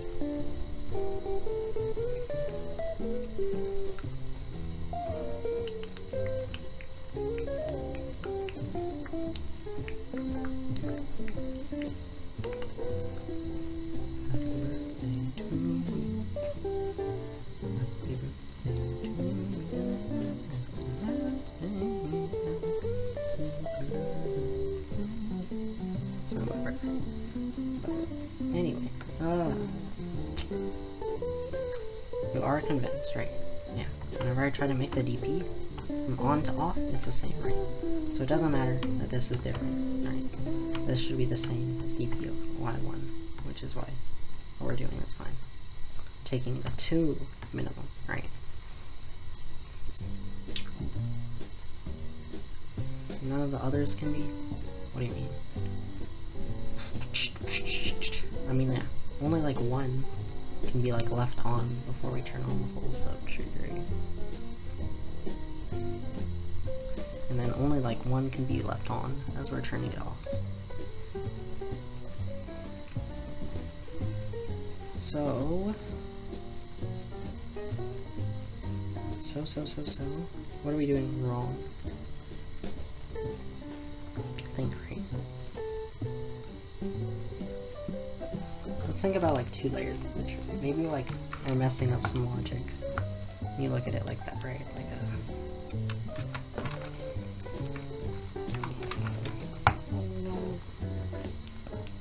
a... Alright, so yeah, let's look at like a 2-layer tree.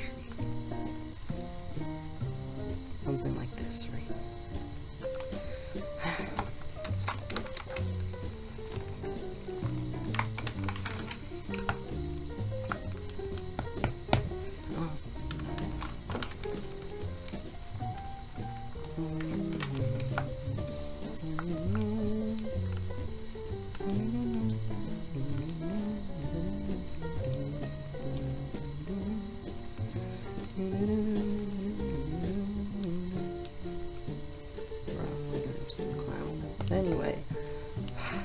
Anyway, what are we doing here? So let's see, right? So like before, we're gonna like solve one subtree from off to on, right? So here, right, it'll be like here will be. Actually, let's actually like make this entire tree like as a test case. Just for fun. Alright. So, how many nodes is this? This is like 9 plus 3 is 12, 13, right? So it's like 1, 2, it's like 1, 2, 2, 2. No, let's do it like this. So we're gonna have 1, 1, 1, and then we're gonna have like 2, 2, 2, 3, 3, 3, 4, 4, 4, right?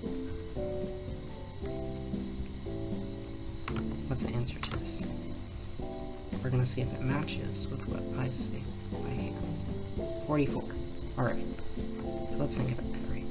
So there's like 1, 2. So think about the middle one, right?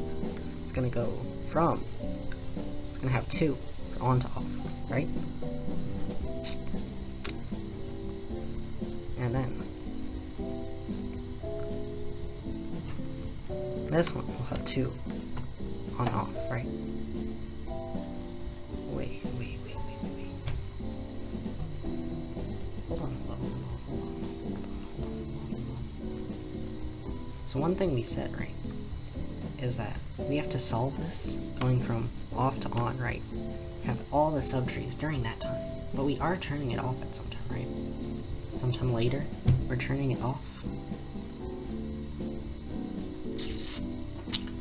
That is correct, right? Uh-oh. So sometime later, we are turning this subtree off. Which in that case, right, we do actually then want to say that it's like, you know, that we just like solve that one when we're going off the first time. Right, there's like a first time you turn it on, you will have to turn it off eventually, right, no matter what. Like eventually you turn this subtree off, right?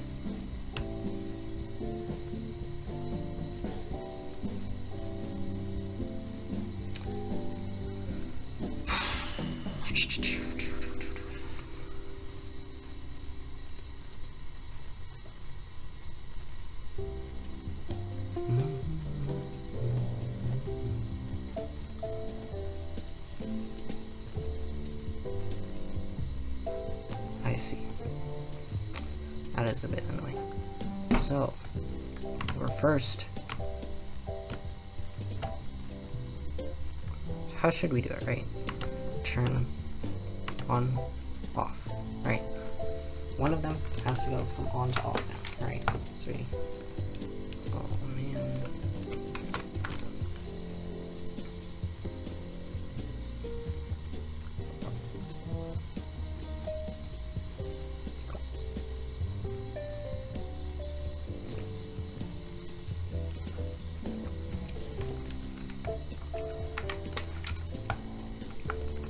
Oh, come on, really?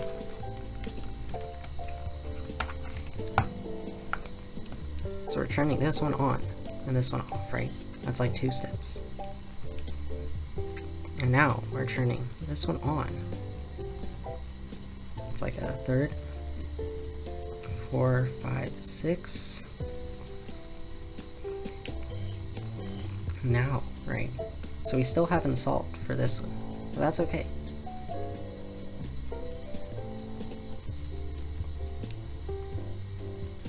Well, we'll solve it on the way back down, right?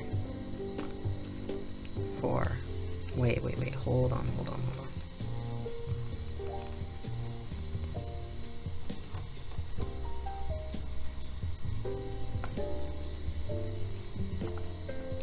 So what was the whole problem, right?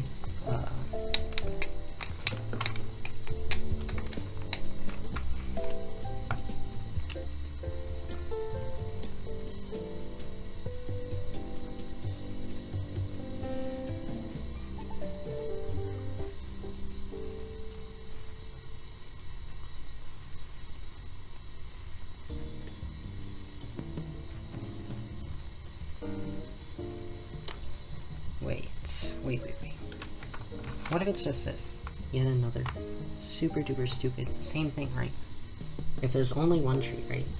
It's the same as turning it on to off plus 1.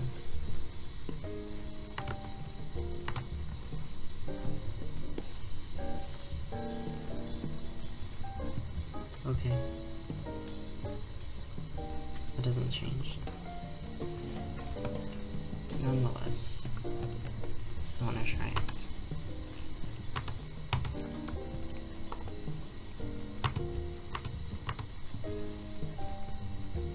I don't think this will work, but you never know. Alright. We're really messing up on time, though. Oh, okay. That now worked.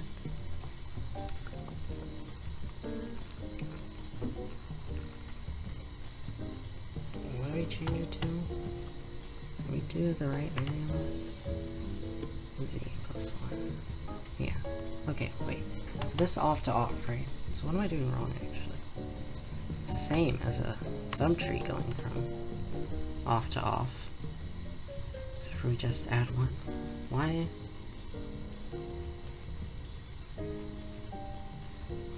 Is it any different? Well, yeah. That doesn't make sense. Wait, well, for 1, right, this should be plus 2.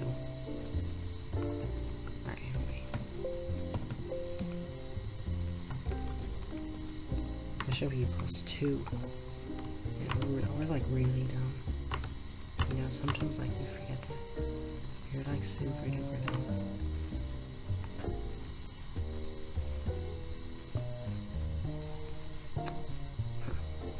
It still gets test case 8 wrong, in the wrong way, because they're right. But why?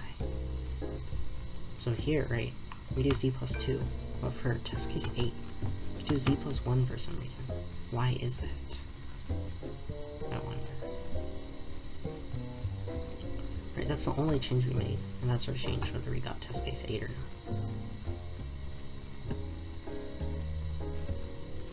I don't know. Maybe it's just like coincidence of magic things working out. Oh, let's see. But yeah. So basically, right, this is the same as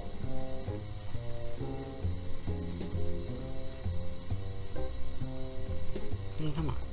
It doesn't actually. Wait. The same as this going off to off, but adding 2 extra steps to like get the root in, right?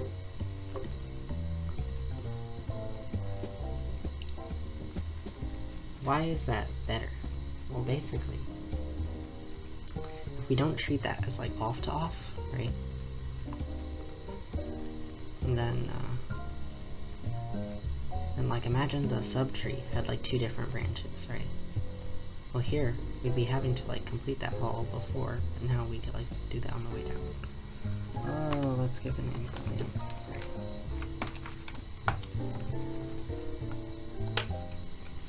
like this.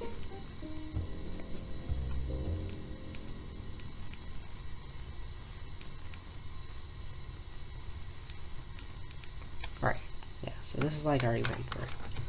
So like the way I was doing it, right, what I would have been calculating is, actually, so what I would have been calculating is like this, right? So before we had like, we go, it's like on to off,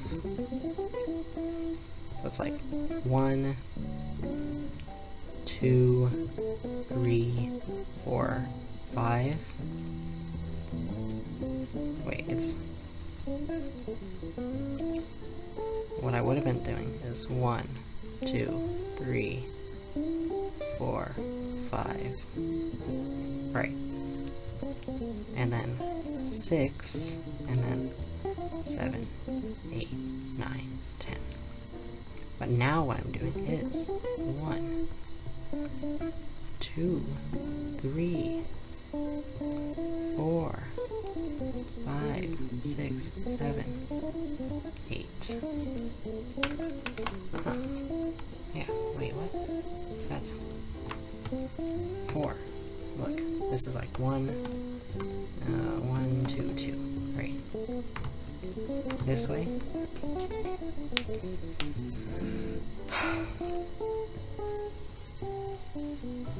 Gives 8. Way before. It's like this, right?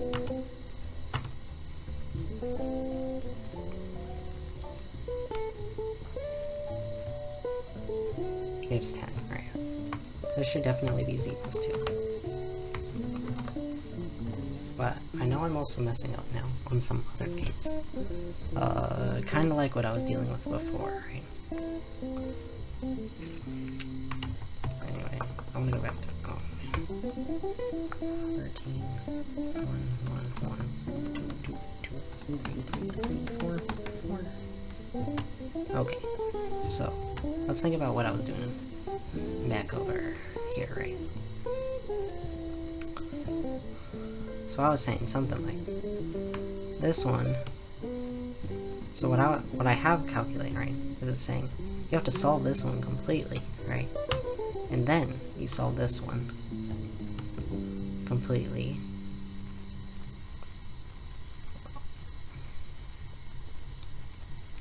So you have to solve this one completely, going from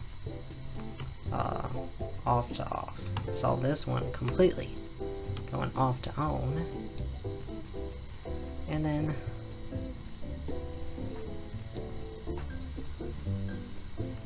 finish the rest of this.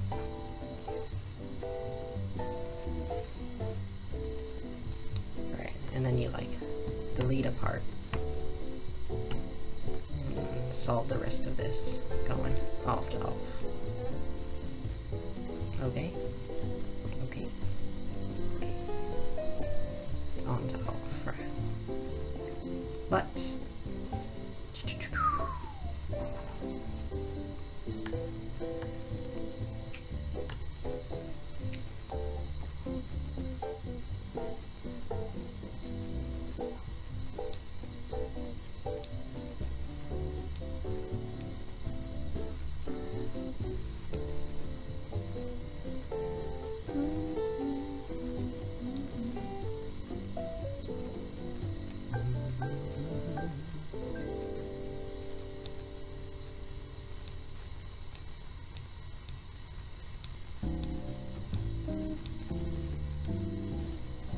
is it possible that it is instead faster to, instead of like solve this going off to on, right, solve this going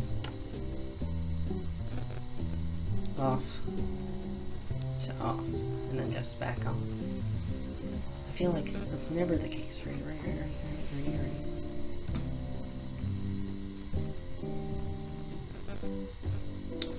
Let's think about another case.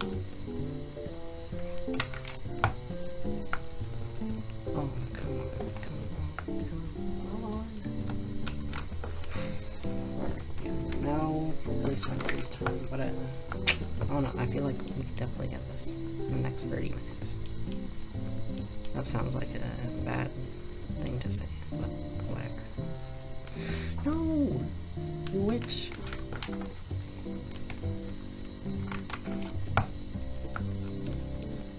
Okay. So stupid, stupid, stupid. Alright, so what are we doing here, right? Basically, what we'd be doing here is calculate.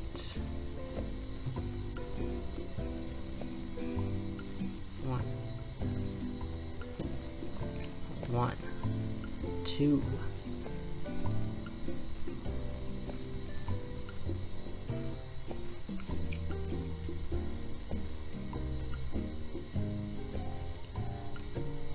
3, 4, 5, 6, 8, 10. I think that's right. I think we covered in this case right. That's just 1, 2, 3. Alright, this is like, what, 5?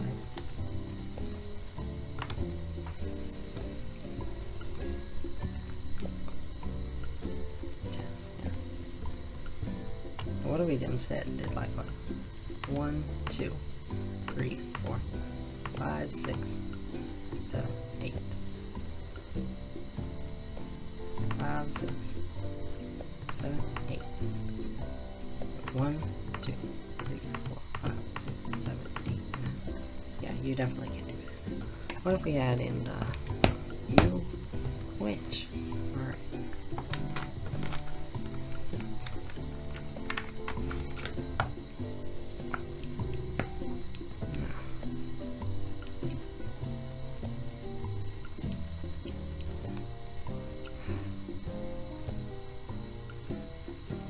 Should just make a generator. I'll listen to my own advice. Alright, so what are we doing here? Right? Now, this time, the way I have it set up, so you should go 1, 2,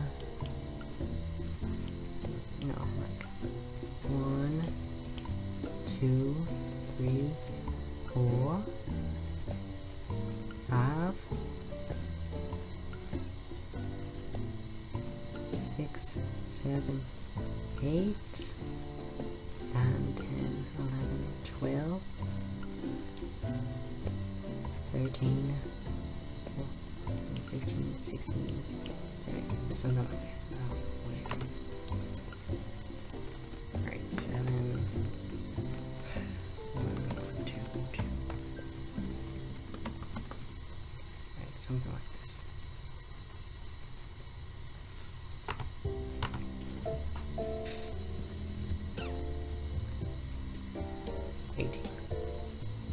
You miscounted slightly. Whatever. I think that's what I did. Anyway, what if we do something different? Like 1, 2, 3, 4. Alright. So let's like leave one of these leaves for the end. So it's a 1, 2, 3, 4, 5, 6, 7, 8, 9, 10, 11, 12, 13, 14, 15, 16, 17, 18. Okay, that's the same. Wait, it can be better.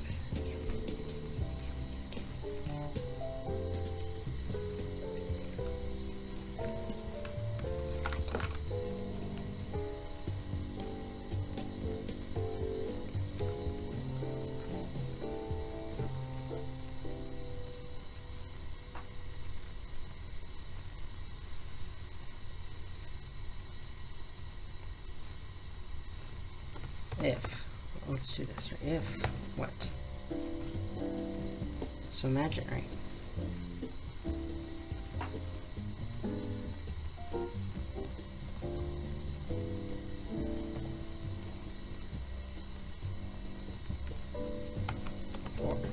Okay, if, what?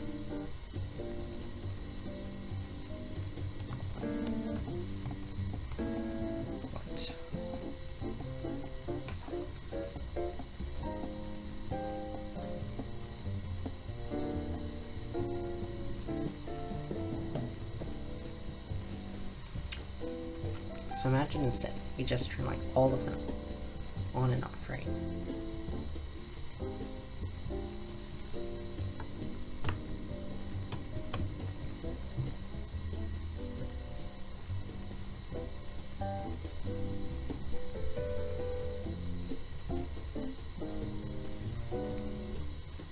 That doesn't even make sense.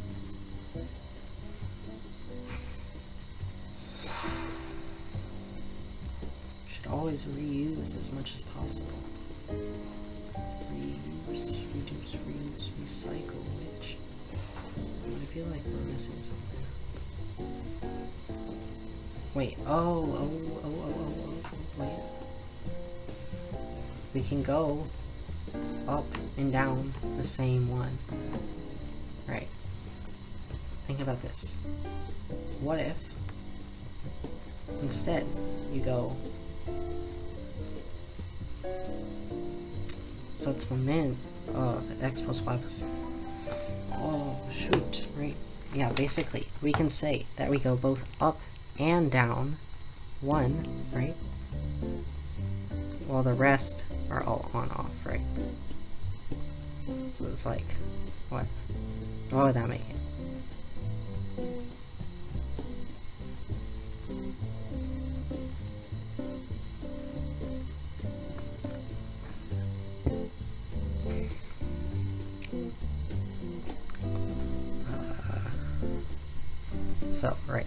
So right now we're assuming we like go from on to off, off to on for one, and on to off to the other, right? But we could go just one will be off to off, the rest will be off to off. We just like add and subtract everything else, right? So it's like what? Z plus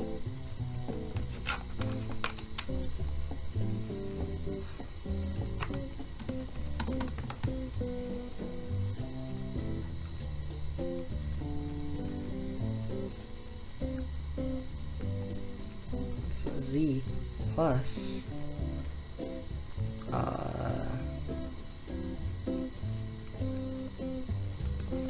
min of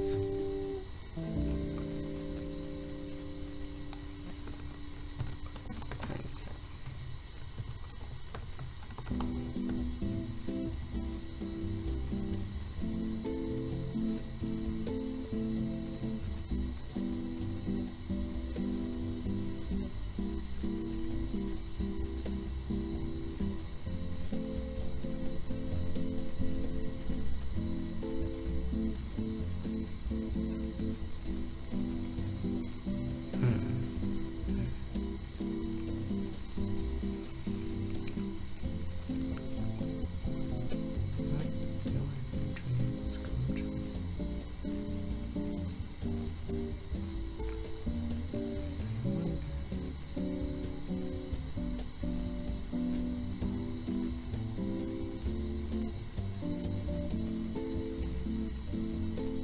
right, 2 times SU5 minus SU2. Right.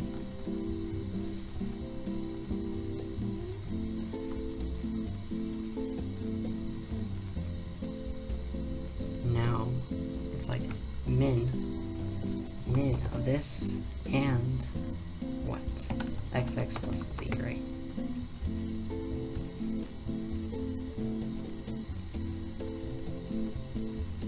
Also, it also means that we can just like get rid of this case entirely.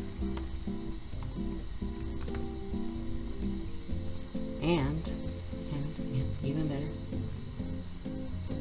does that also work for this case? Right, what's x plus z? And z will be 0, well x will be infinity. Is there also a special case for this, I wonder? For now, we're just gonna try this. Alright. We're gonna try this, hope it works. We've wasted so much time on this problem. Oh, I gotta love that. Gotta love that. That's okay.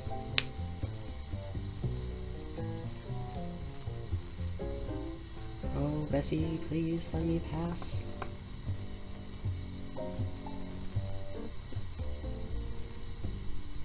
Oh, finally. Let's go, let's go. Alright, that was a dumb case to miss.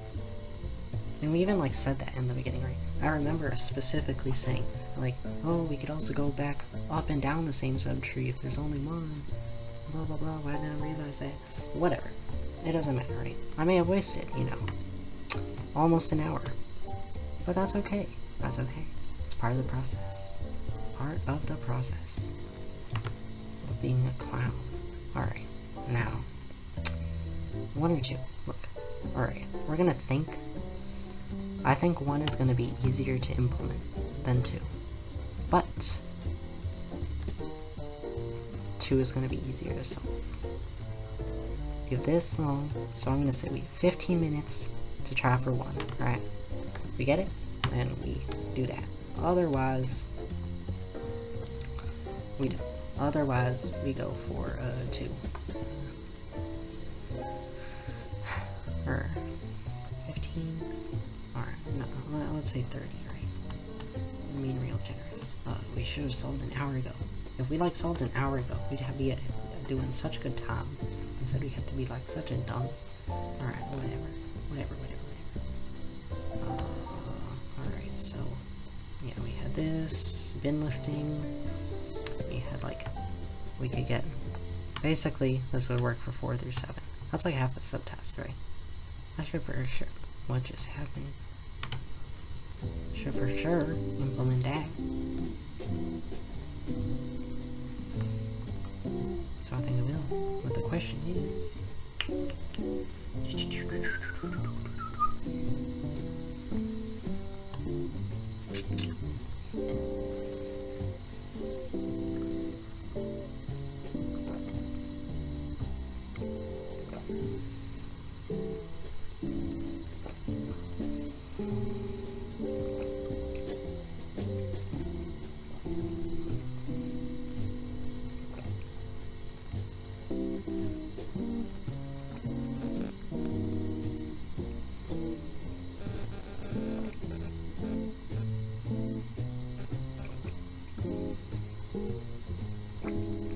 Alright. Yeah, so we need to know the number of special such that the start special is plus. We know that queries are not online, right? So there might be a best way to do the query, right?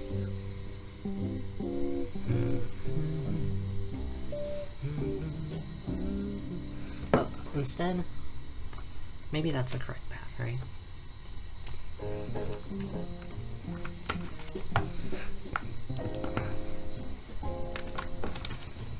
That makes me so mad every time. Whatever. Alright, look. Maybe reorder varies? Well, like, I'm not really sure.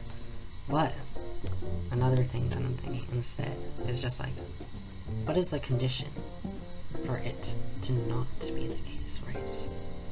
Like, what actually needs to happen?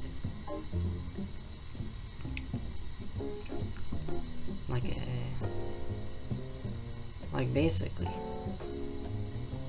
first, let's just think about this tree perspective, right? We know that at some point, or a special one, right? If it's not already on the path, we're like jumping over it. But we're assuming that at some point, if we instead jump not over it, but onto it, then it will be the same number of paths to reach, like, to the common ancestor as with our current path, right? Or, like, least common ancestor. It's like where it left off from, right? That makes sense? Yeah.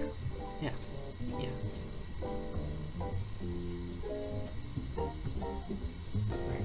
And it will have to, like,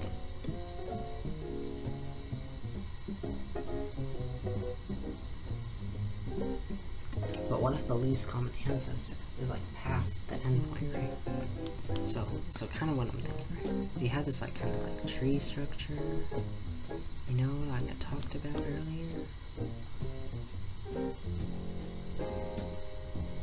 Something like this.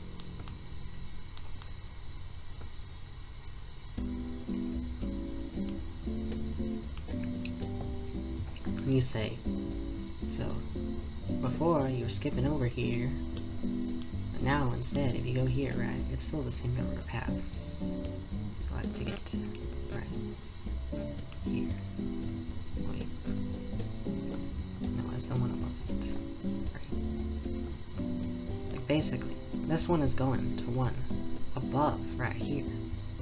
But the number of paths to the least common ancestor should be the same if our endpoint is afterwards, right? However, what if our endpoint isn't afterwards, right? That can cause a problema. A problema. Problema, por favor. Lo siento, señor. Anyway, what can we do then? Well,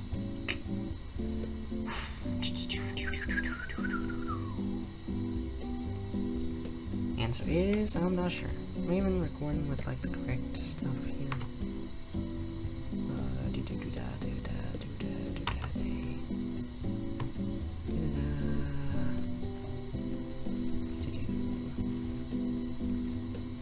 I hope I'm like recording and all sound good.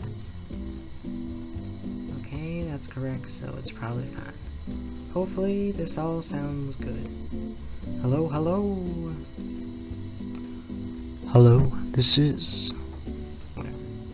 Anyway. Yeah. So after the least common ancestor, they should be like the same amount. And like, we can basically see like, right ahead of time. For a given like node, what are all the other ones that have like the same distance from each least common ancestor? Sure. Sure. But there's some.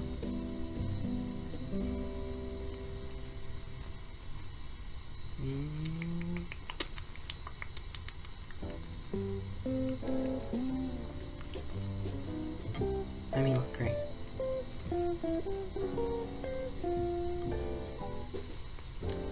For every special, right?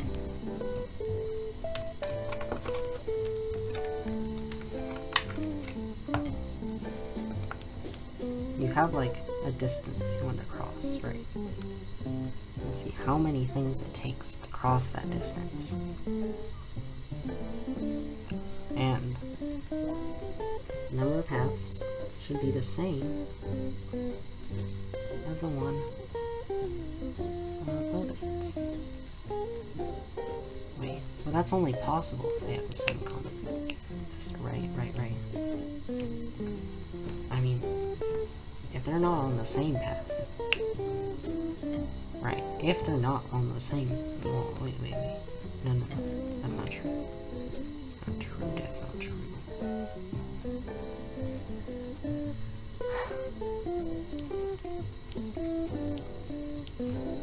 Century. Let's think. Let us think.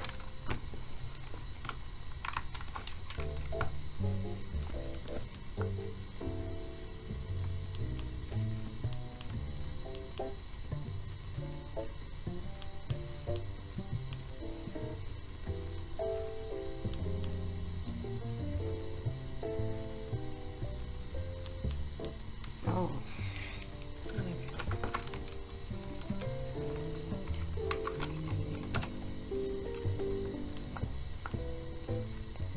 I'm doing like a contest on my own. I do it on a whiteboard, not one like this. But, you know, you can't see the whiteboard, so whatever. Anyway, let's see. It'd have to be like a third one, right? Like, I mean, just imagine a very simple case, right? You just had to get past... You just had to connect to this one, right?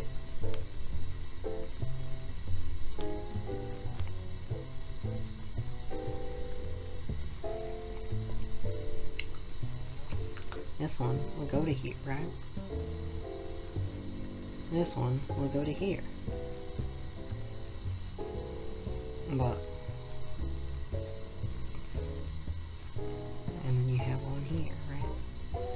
And this one would be going right to here, right? So the path greedily would take is this one, right? This, and then that. So it'll take 2. However, you're jumping over this, right? So you need to make sure that the one after you, after the jump, right here, is better, is the same paths to cross the point as right here. Seems a lot reasonable. Okay, I have to use the restroom. But, some ideas I have. I'm kind of thinking maybe square decomposition. Like Mohs algorithm might be a good idea, right? I don't know, just like a gut feeling.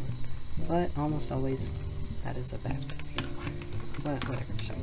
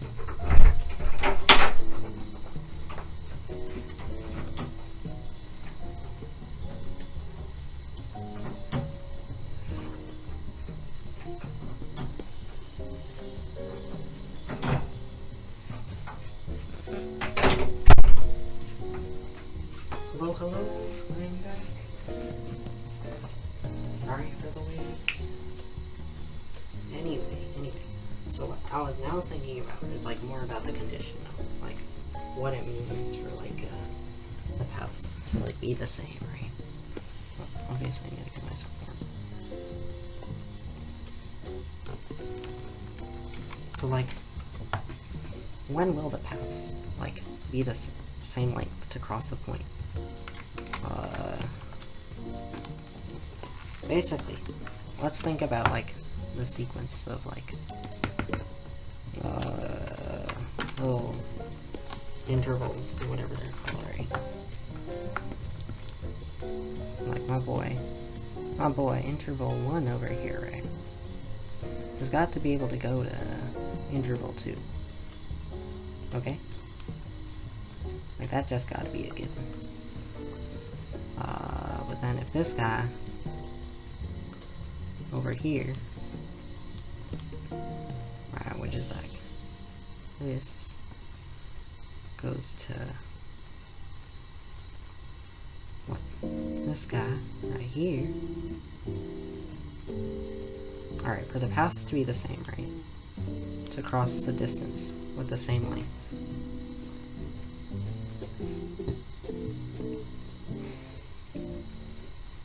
Imagine there's another right here, right? At this point, right, we see that this one crosses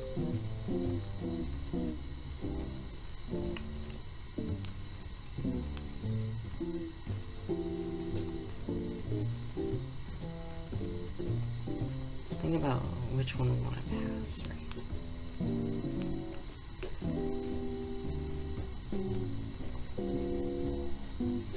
Alright.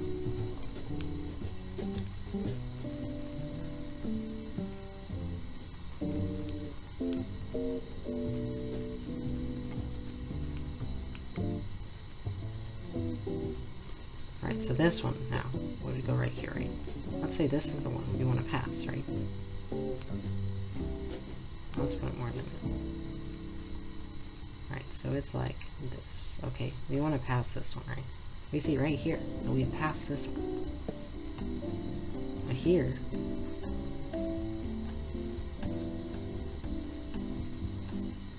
what's the key thing here?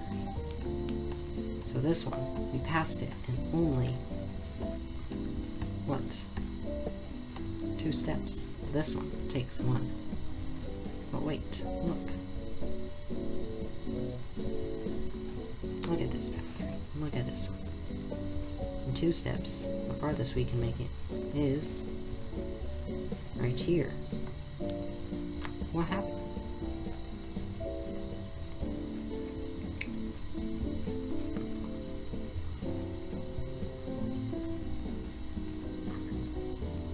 What happened was from here, right? The next one we could go to is only right here. But we see this is like a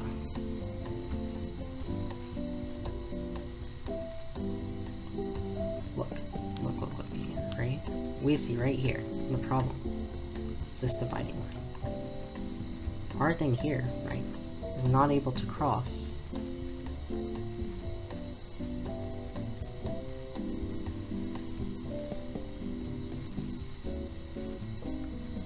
the same point as our thing right here. Okay, you move this just a little bit in, right? Now it can reach here in the same steps. Right? What are you even talking about?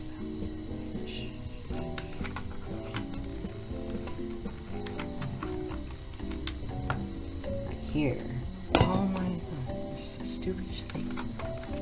Never works. Okay. Anyway. So now, right here, right? Now this guy can cross right here. So what's the difference, right?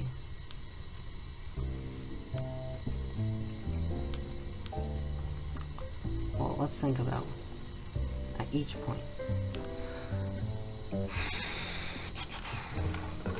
Which one? It could not cross. Right, look. This one intersects with this, okay? This one intersects with this. And this one intersects with this. Very good. Very good. But here,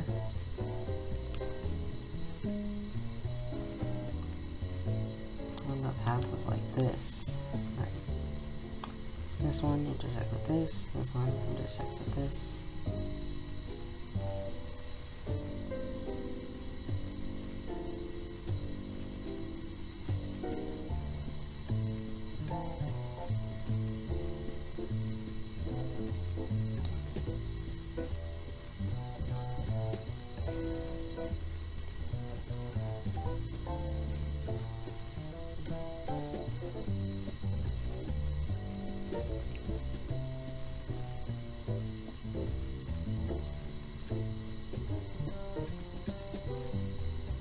Okay, sure. So the same length up, right? They should both be crossing the same. I mean, that's kind of like obvious, right? But okay. If there's like one condition, is that at every point they must be intersecting, right? Like the ones that are reachable. I mean, that's kind of obvious, right?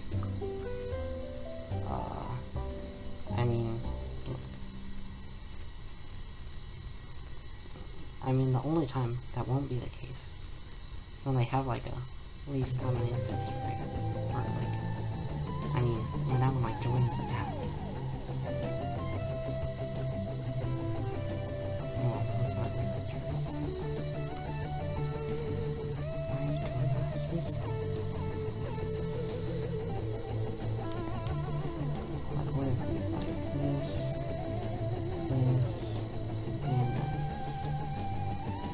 This one goes here, this one goes here, this one goes here.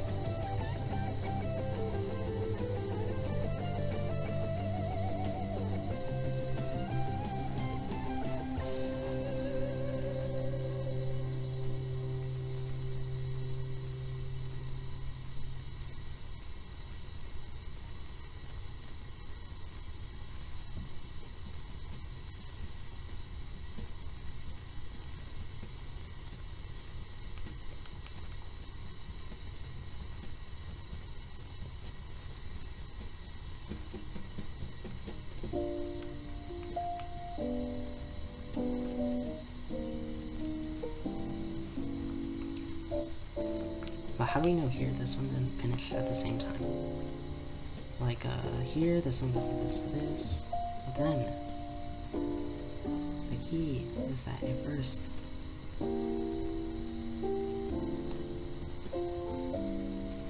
finishes right here.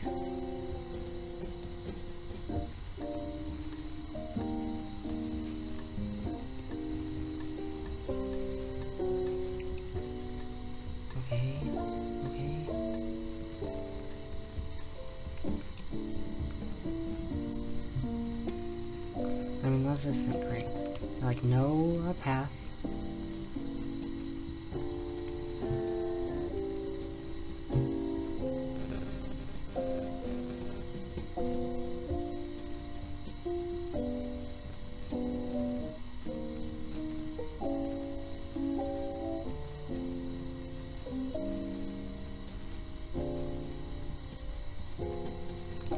this not work? This work. Why?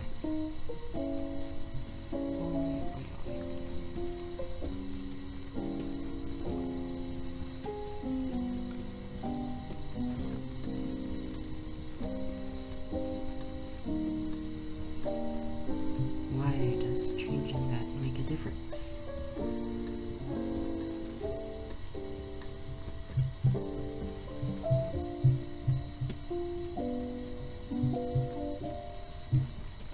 This is like assuming there's like an extra starting one right here. Intersects with both of them. Yeah, you take like the, what's the next one that's on the path that it would have chose, right? And then you see, if you go up, same distance as that. Like each of them on that path have a distance, okay?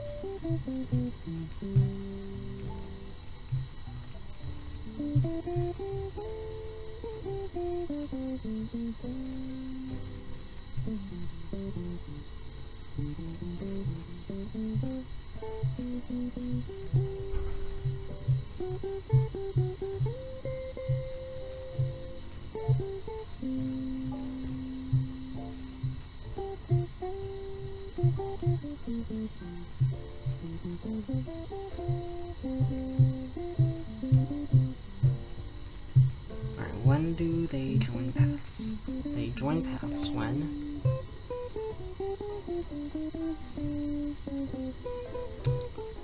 alright, if two things that are like intersecting at the start, alright, two intervals that are intersecting at the start,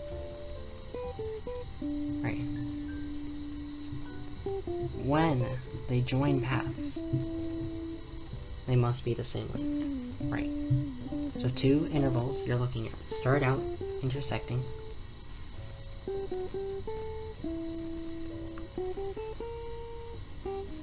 then their distance to the LCA will always be the same length. That has to be true, right?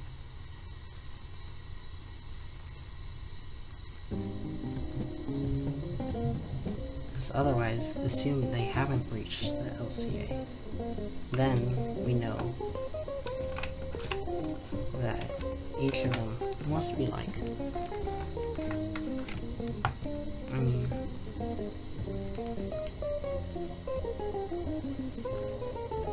we know that whatever this one can reach, right? This one can reach at least as far. So we'll be ahead.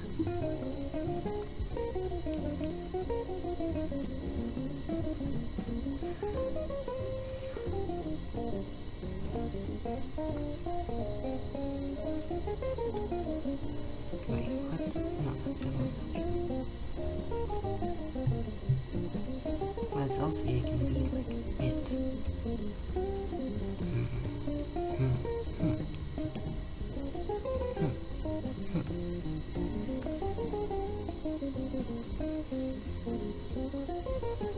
Well, if it's LCA, is it? Then yeah, that's it.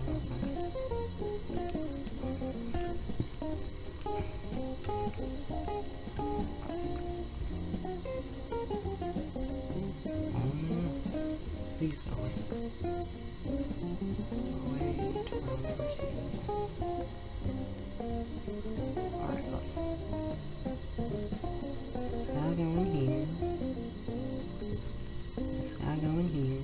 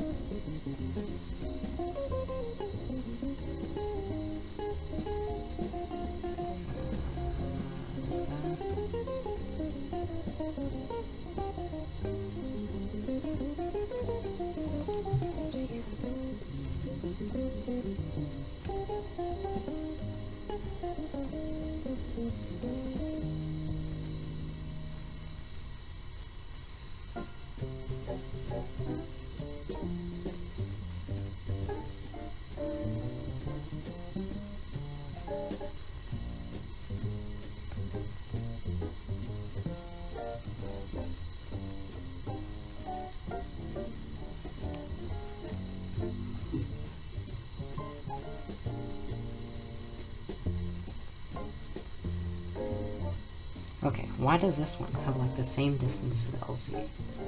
Well, this one has the distance. First off, right? Okay, two intersecting ones. Obviously, their distance to the LCA can be at most 1 apart, right? Because of course you could just go here, and then that'd be the same distance. But what is the difference between like their distance being the same and not being the same, right? Stupid pin.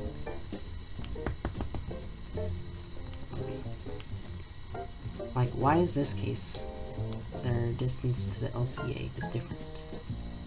Which is like right here. Right.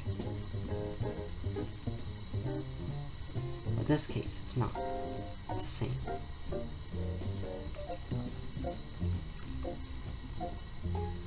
Let's see here. Jumping over.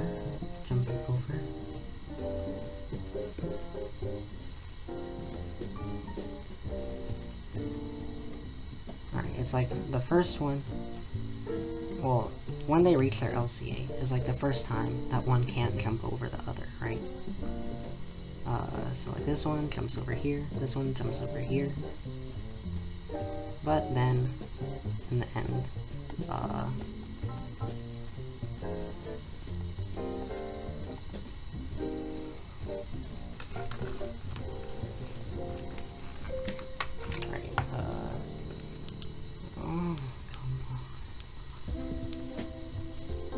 But basically, the key is that this one jumped over here, this one jumped over here, this one could not jump over this one. But here, the first one to not be able to jump over the other is this one. Right. So it depends on who's the one that can't jump over the other first. Like if I was here, then we'd say instead that this one can jump over that, and this one cannot jump over that. So it's like the first one who can't jump over the other. Alright, we basically know then, right, that for some range of intervals, right, that are intersecting, right, there will be, like up to some point, like we'll have multiple intersecting intervals, right, but up to some point,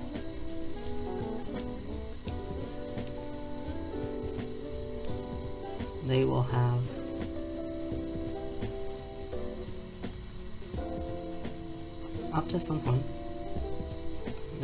the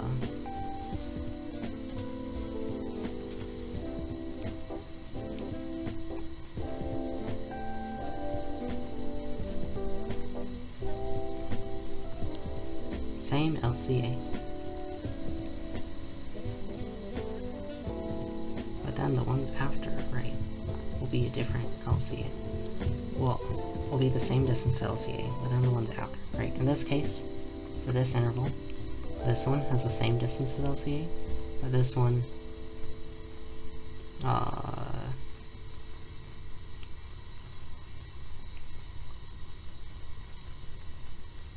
and so does this one, right?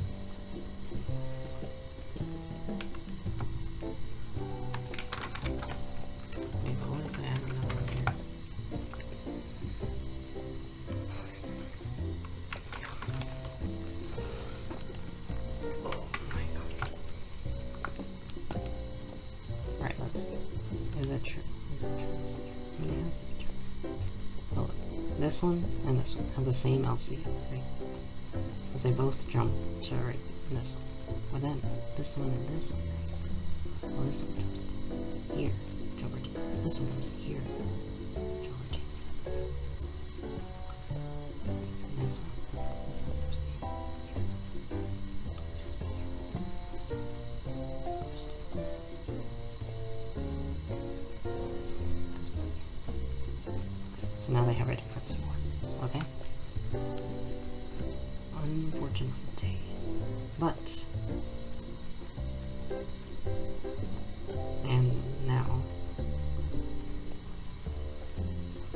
here, they still have a difference of 1, right? Of course, I can't have a difference of more than 1. I mean, they're not going to be closer than this one, right? Yeah, so it has to be. Up to some point, they have the same distance to LCA, then they have a difference of 1 to LCA, right? I mean, we can literally brute force for every single one.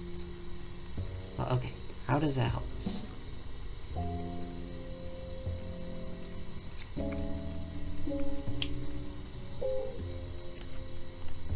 Well, the key is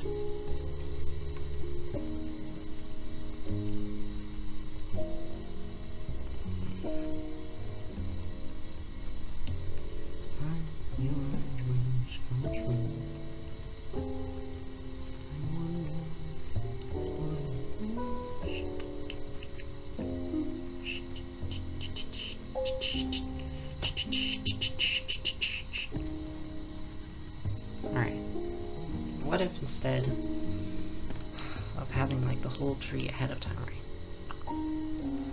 We added intervals 1 by 1, right? Sort of. Yeah, we said at first we only had 1 interval and then 2 intervals, right? So then let's say we add like a new interval, right? How does that change the tree structure? Well, basically then, everything before the left point of this, after this right point is after the left point of this, now instead points to that, right? Sure. That's all good and good and good.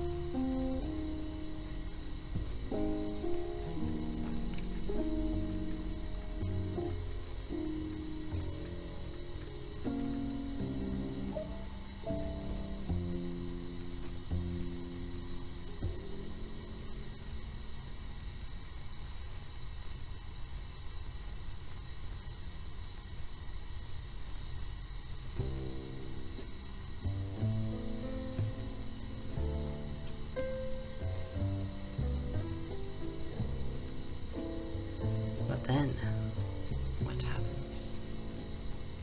Well, then the paths change. But alright. But now, basically, to count the number of pairs, right? Just say, alright. Let's look at all queries that end at this current one now. And think about the paths up to that point.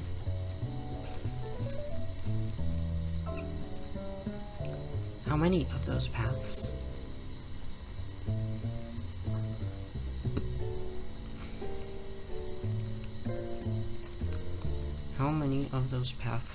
make it up to that point? Bruh, come on. You're so dumb. Why do you make me so dumb? Alright.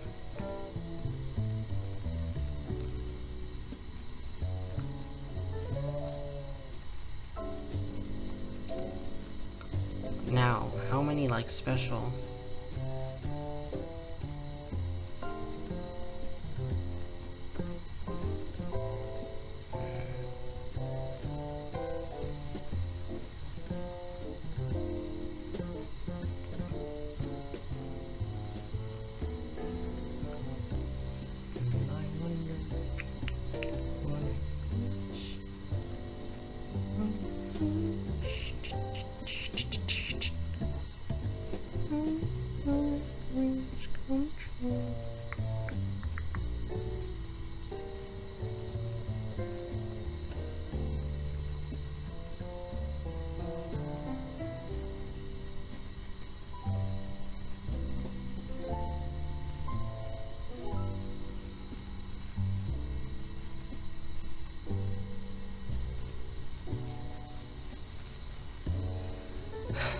Okay, so we like thinking about this like tree thing.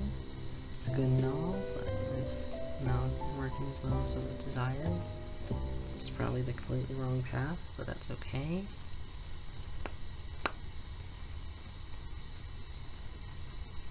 But nonetheless, I still want to think about it more. Yeah.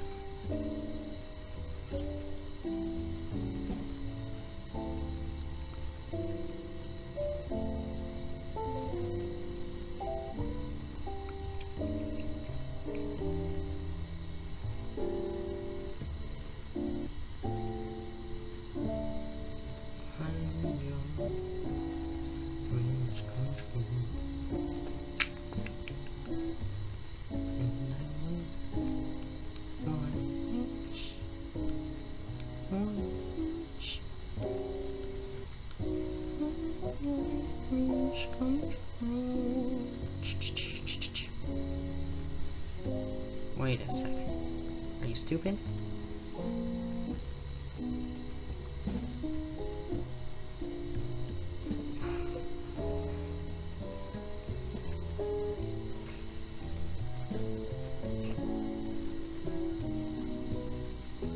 Oh my. I think you are stupid. Stupid, stupid, stupid, stupid. We just said, right? Well, we can count, like, how many things below it. Instead of, like, looking at each special path, look at each thing on the path and say how many. We just said, like, we can count, like, all of them that have, like, the same distance, LCA.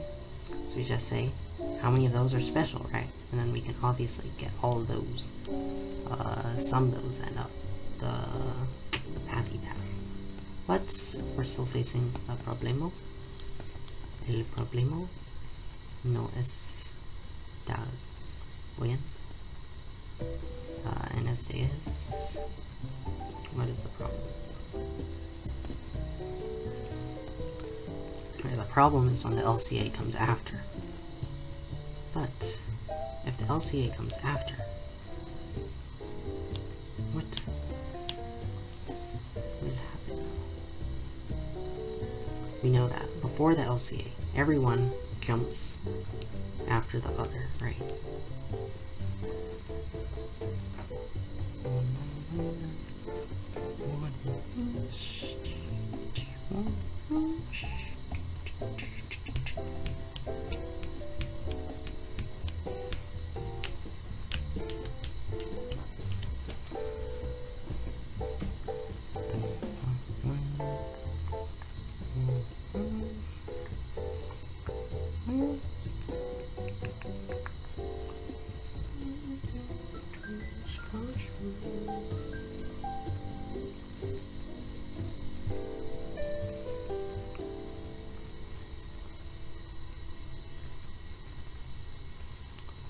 Well, what did we just say? The LCA comes after. If the LCA comes after, like, the query position, right? Well, we just said, like, before the LCA, they, like, always jumped over each other, right? Like, something like this. Right? Where, like, this one always jumps over this jumps over this, etc. And that means... Does that mean then? So we have this random one here.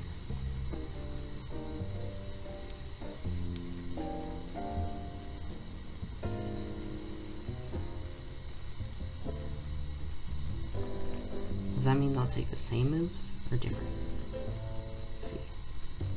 Well, let's see. It'll be same if. Where's the first one that goes past it? Where's the first one that goes past it? Okay. Let's go back up to our play reason. Yeah, okay. So this one, right?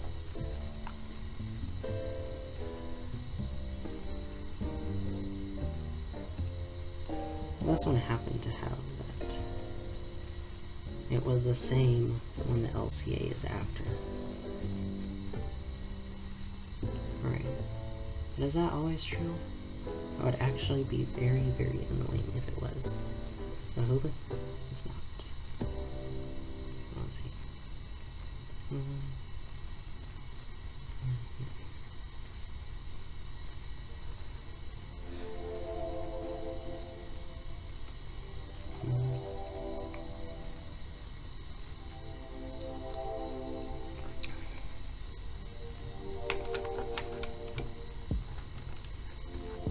How do I make a LCA go after, but the whole thing is still bad?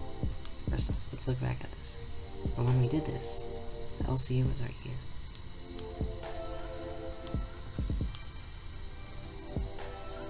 And it was before. So we could have left test it. Come on, no. Alright. What else we got? What else we got? What else we got?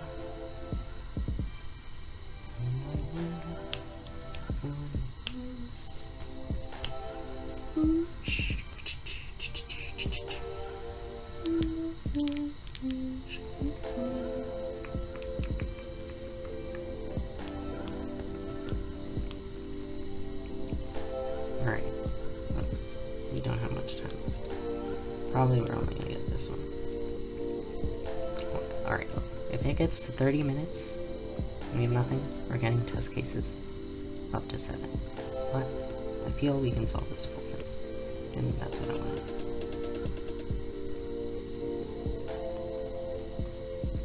Look, we go from here to here. And I'm really tired. It's like 6 AM by the way. You know, no sleep. That's the way I go.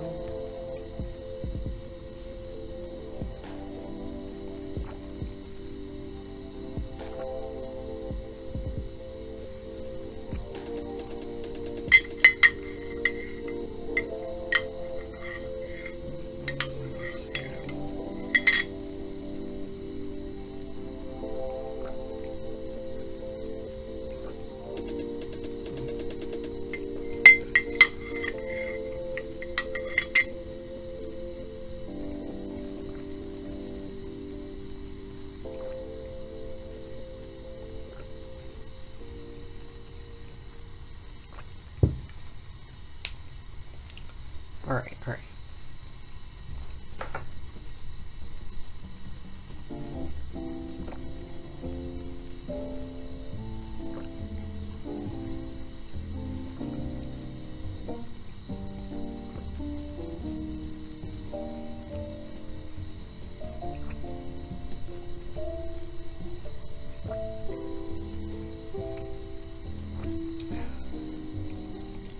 Anyway.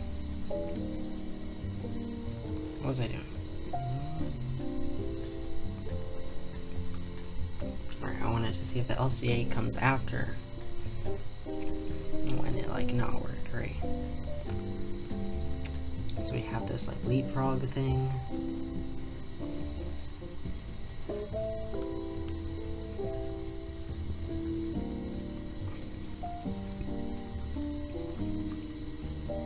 Now let's think about where it does work.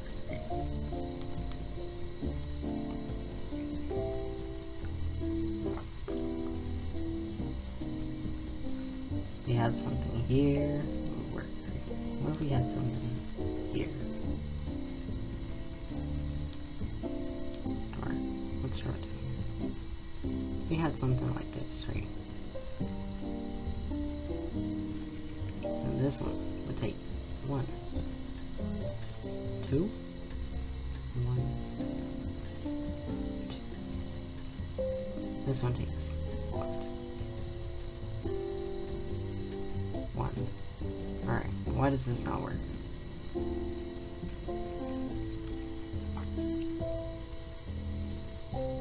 It doesn't work because it comes after the...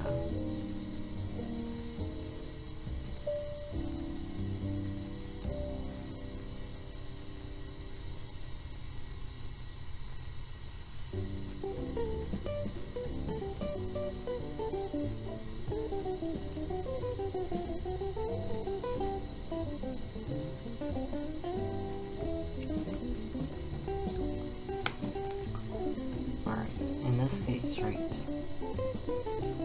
So we had starting one.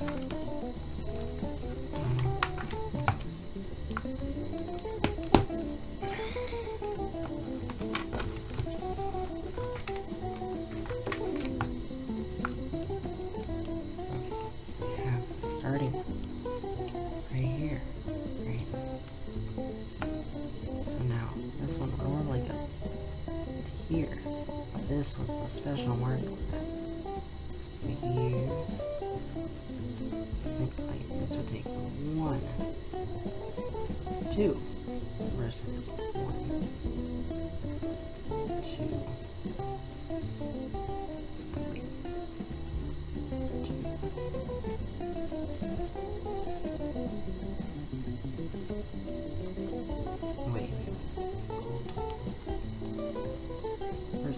saying this one started after this.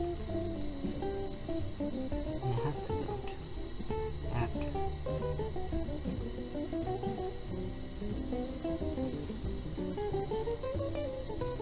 That, I don't know if that changes anything though.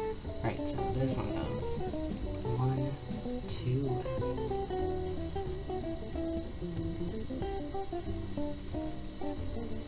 Right, it took 2, and this one takes 1, 2.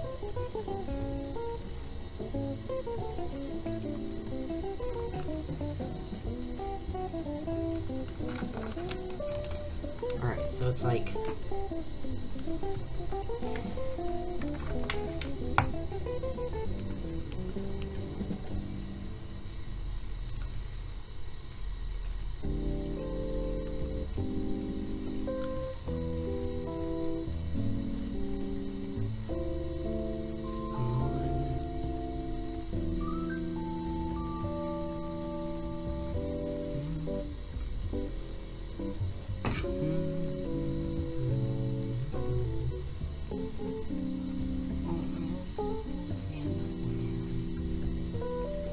so this one cannot go up to here. But okay. If it was instead intersecting it, which is instead right here.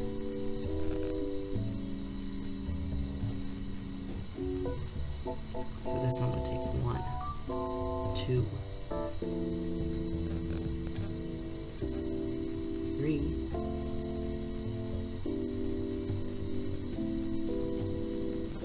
While this one would take 1, 2, 3. What's the difference? We need a different color. The same word. Alright. So we have one example right here. Another example right here. Right. So we see for this starting place and this special one, right? One of them works and one of them doesn't. Why?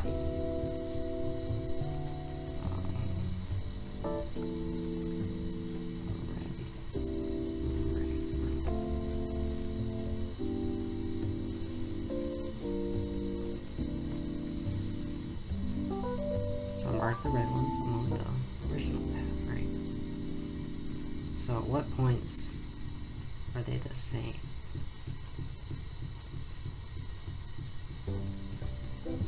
Alright, look. Then it'll be something like right here they're the same.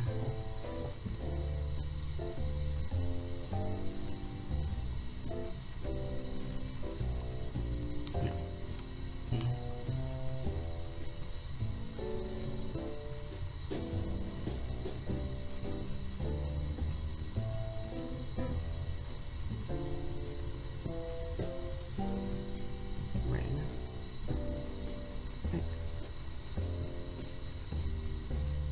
When it starts after this, before this.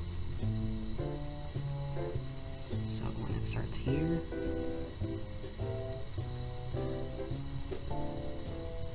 what? It starts right here. I mean, it'll be 1 versus 1, 2.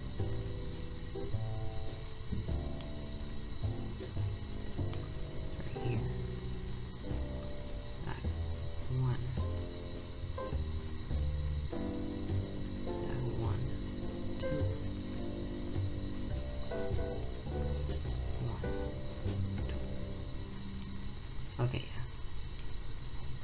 So I guess that means like here, and then here. Right, it's based on where the starting point is, if it's like good or not, right?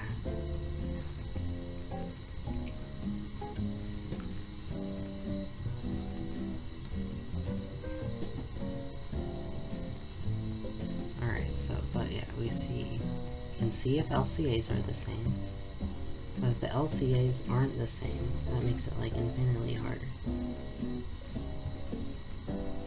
I mean, like, if the LCA doesn't come before, like, the query. So what can we do then? The LCA does not come before the query.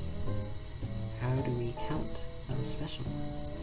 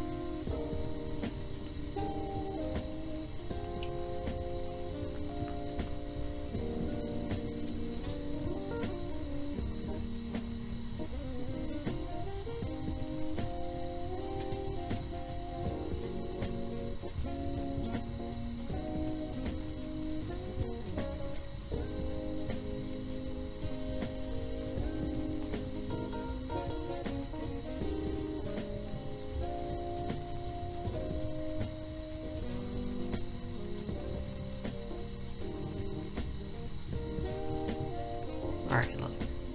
Okay.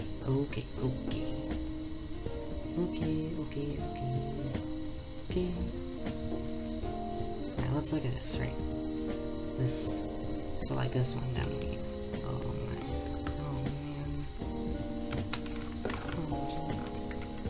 Alright. So this one down here, right? So we know this one does work, right?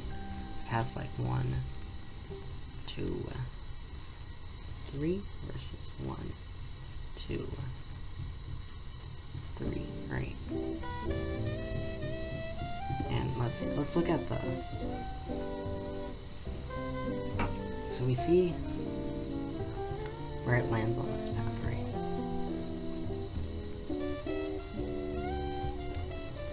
So here's like the first one that intersects it, right? And then here's the one before intersection, right? We see it.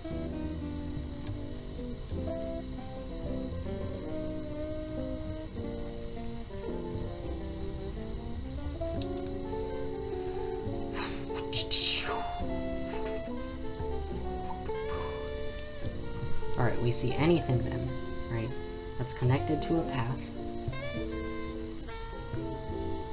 that is between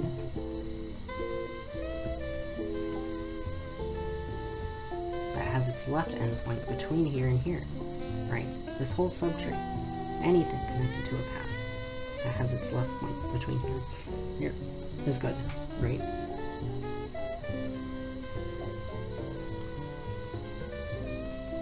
Yes? Maybe? No? Question mark? Why is the other one bad? Wait, what? I don't know, I forgot already. What was even the condition? Oh.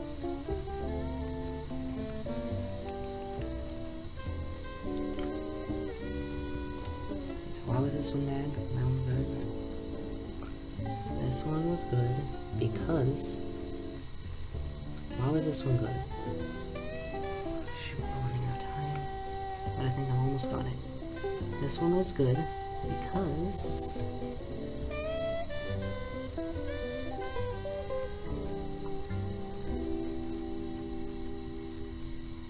What did the blue dot represent?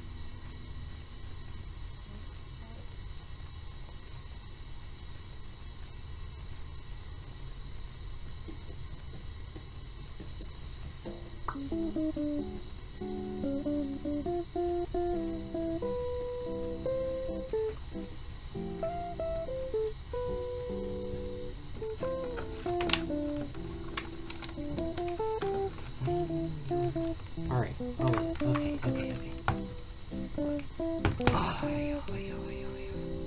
Shut up. Okay, look, basically, all of them in the same subtree of a node that corresponds to an interval. From here to here. Yes. It's the interval left point to that left point, right? So we know all of them that have a left point here, right? That means that they're not part of the same subtree.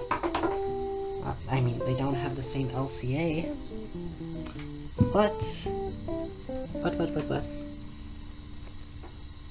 Very good.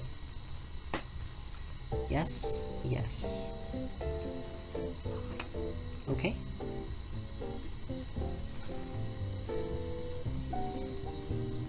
And otherwise,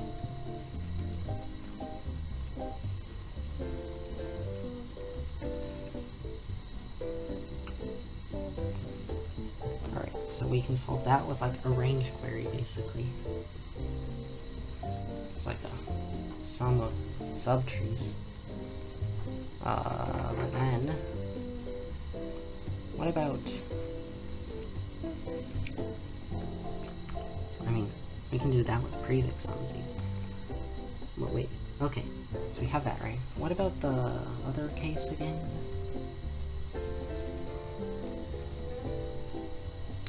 Where we said, you know, we had some, like, good ones. If, like, their LCA is passed.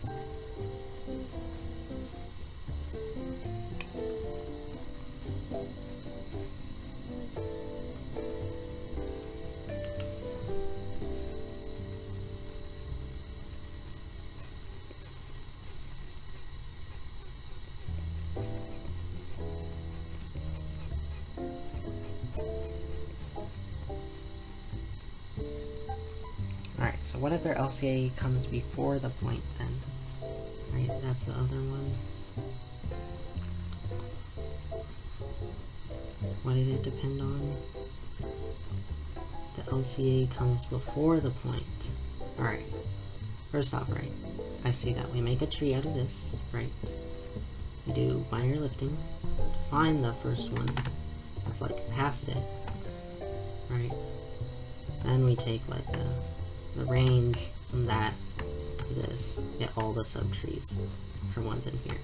Those are all good. Alright. But there are more. There are more. Wow! Really? There are more. What more could there be? I'm so glad you asked, right? It's the ones connected to this path. That's their distance to the path is the same as the one above it. What does that even mean? Like, what? That don't even make no sense.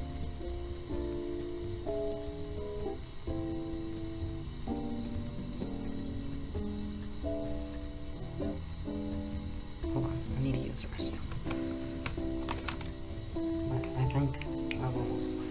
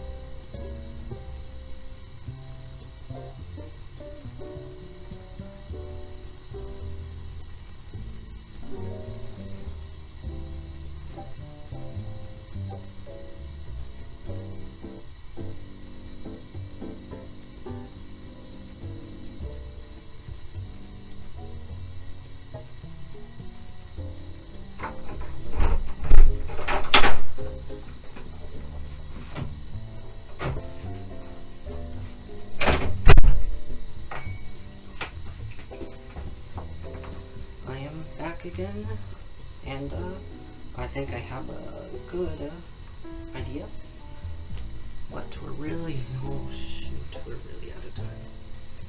Alright, I have like 5 minutes to like think and finish this.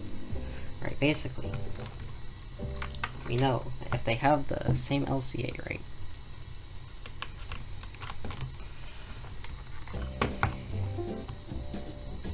Let's see, I need to do like the red path again, right? So let's do it like this. So we have like our, this is our path that we actually take. Now let's like make it draw.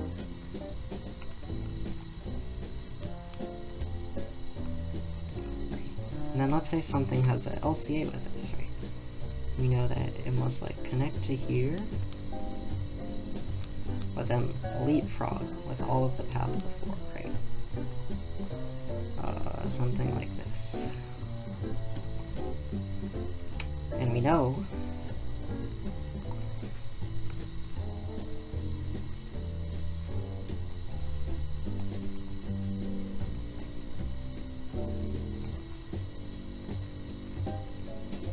but what is this, right? Let's see. Now which ones are good?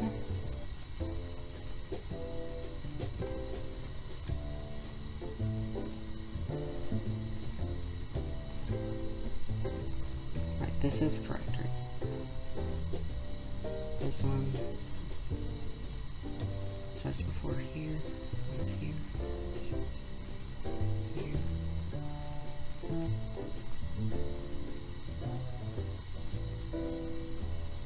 Yeah, I think that's right? But then this one, the farthest it can go is here, well this one is here.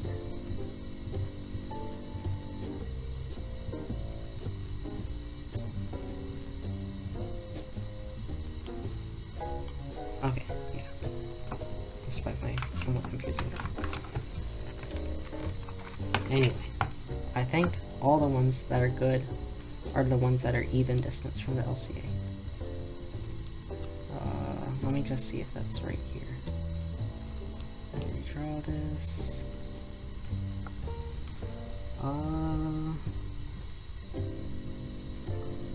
odd one, right, will not work, right? Because then you have to like go here and then here.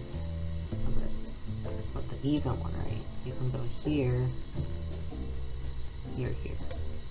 Alright, so it'll be like 1, 2, 3, 1, 2. Wait, what? Uh-oh. Uh-oh. Wait. Shoot, shoot, shoot. What is happening? For 1,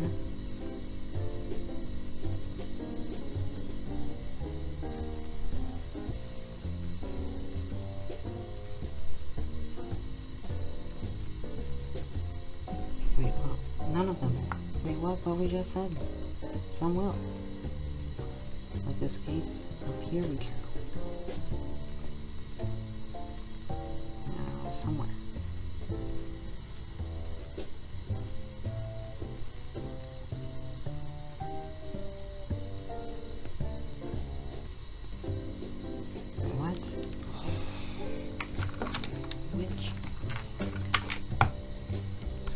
Good. I don't think we can code in time.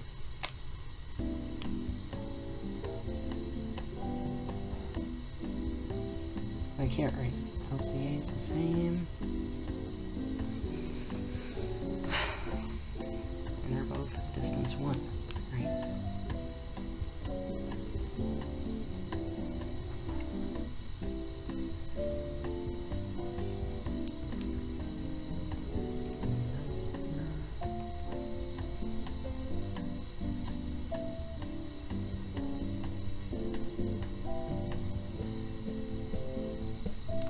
Wait, but if the LCA is before, right? And we're starting on the path.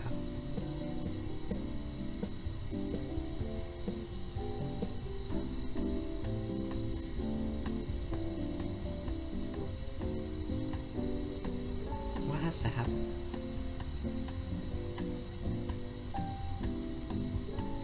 So the LCA would have to be what? It would have to be shorter. Hold on. Well, like if we do this, extend this out like this, right? Oh wait, but then this one wouldn't even connect to you. Do we just never use the LCA? Hold up. Right, because we're assuming we're starting from somewhere, right? It's the best you can go to that point. Now, if something shares a LCA, that's after.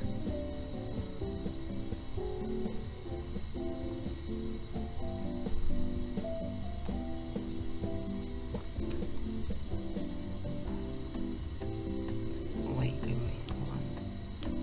What if I drew it like, not like I have, instead I drew it like this.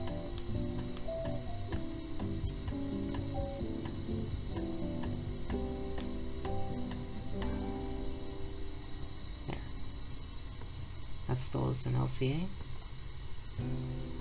But now, see, go to this one and then that one. Okay, why did that one work? That one worked because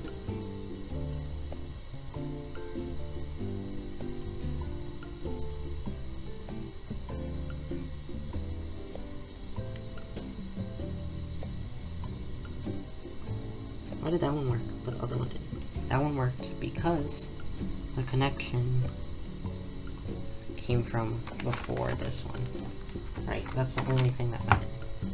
That it came from before. This.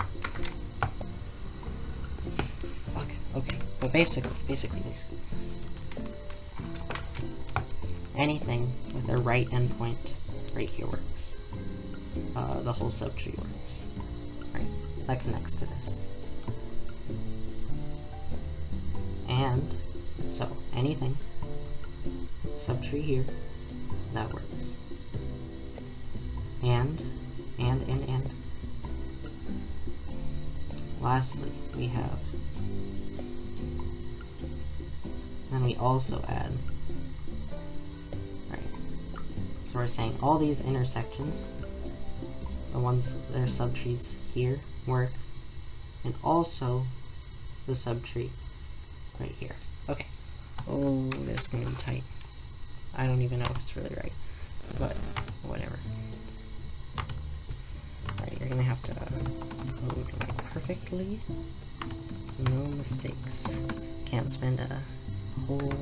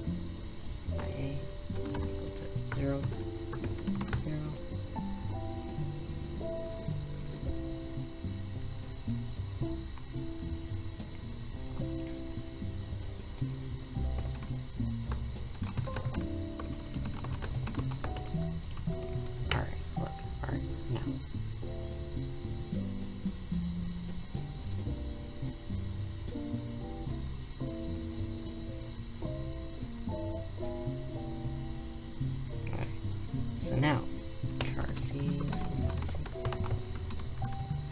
this is a somewhat hard one to code.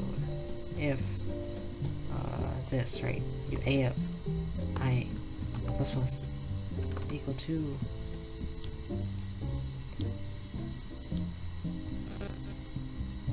A of I plus equal to, wait, why does this even matter? We don't even care about this.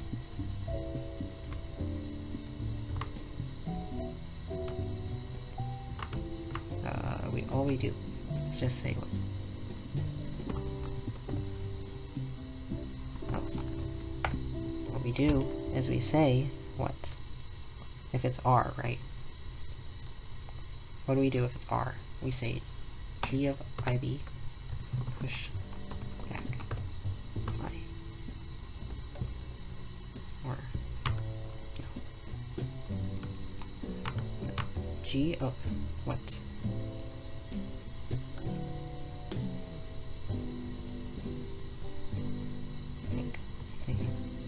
We're saying this is the farthest one, right? We're at R, right? And we have I. Oh.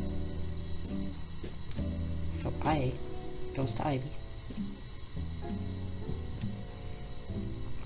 G of I, the pushback, IB. Okay, that's correct, right?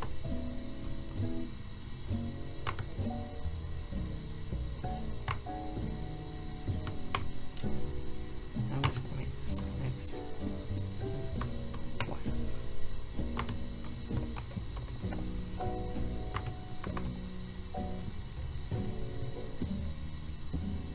Next pushback Y. X+, right? Something like this, right? And then now let's get all the special ones. Like now.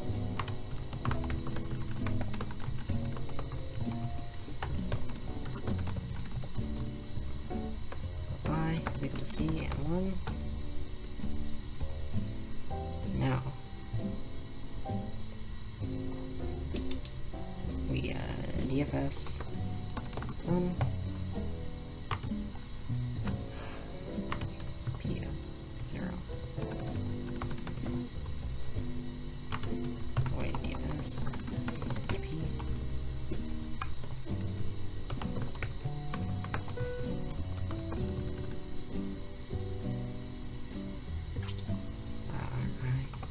See, no, I should just use it straight. No, nice and so. Let's go to this case. This was P O I C is equal to P O I multiple C.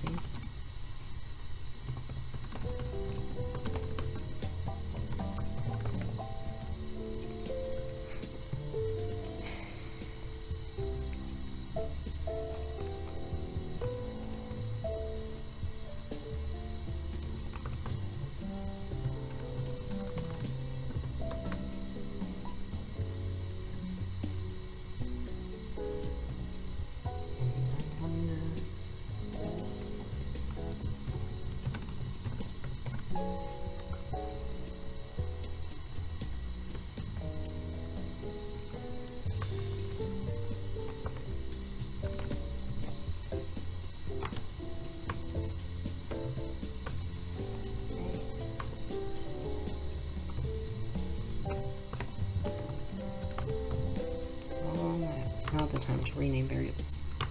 Okay, well, we're making the stupid graph thing.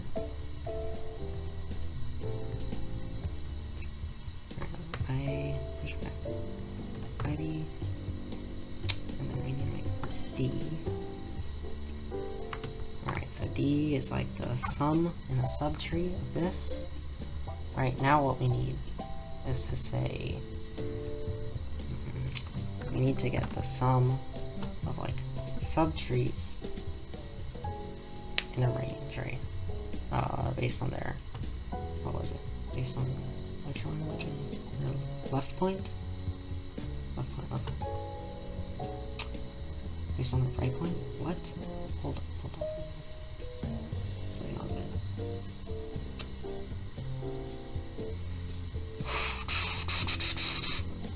Is it based on right point or left point? Come on. It's based on right point. Right point. Okay.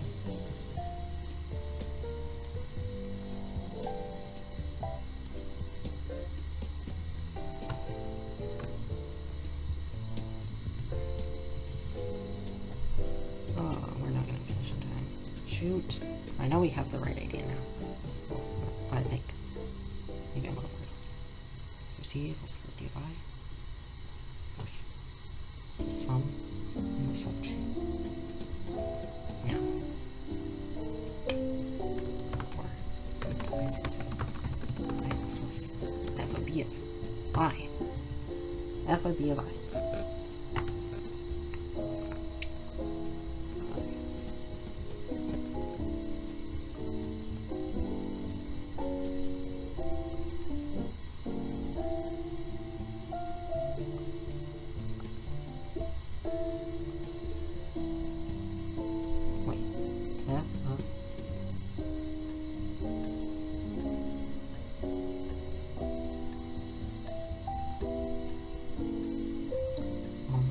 F of b of I.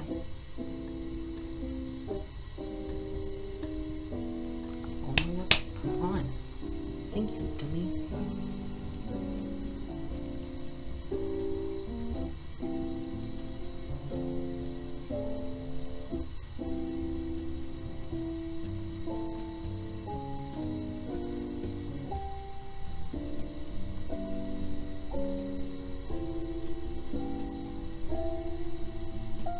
Come on, think, idiot.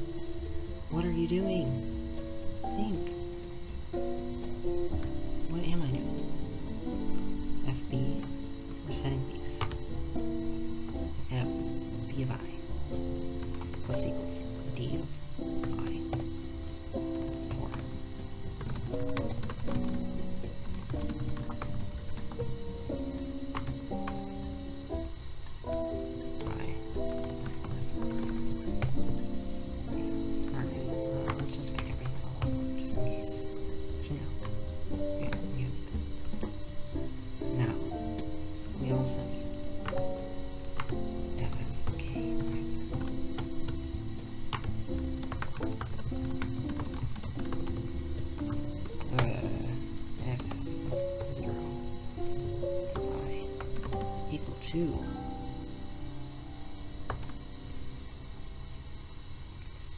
Equal to what? It is equal to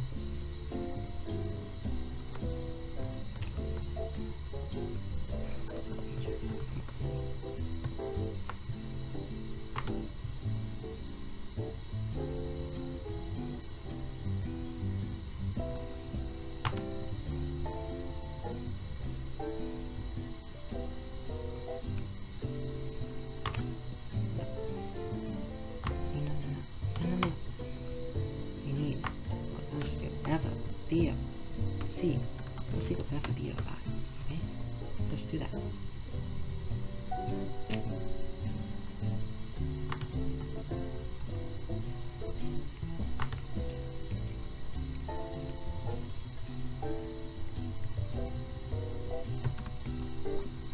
F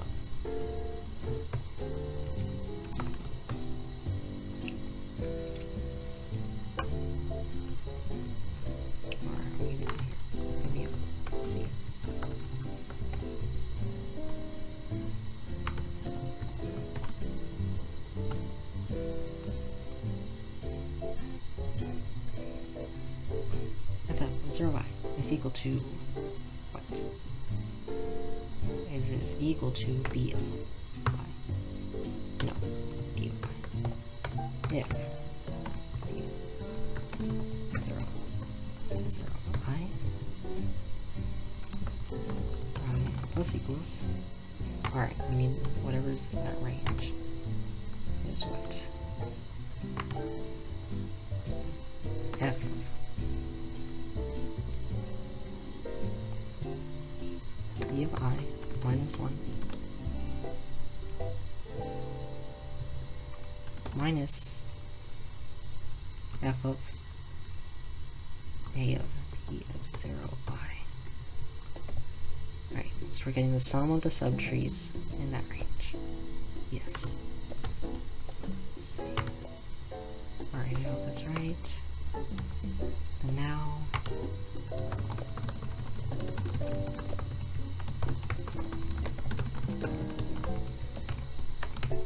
J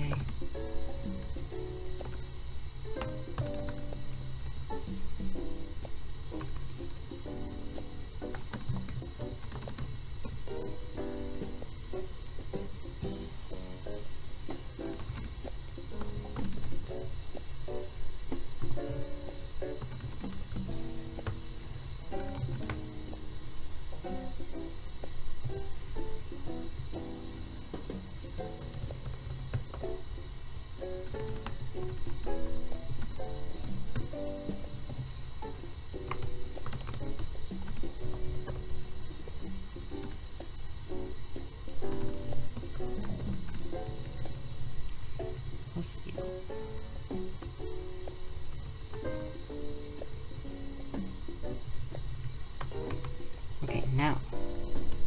What? Where's cube? What do we see in cube?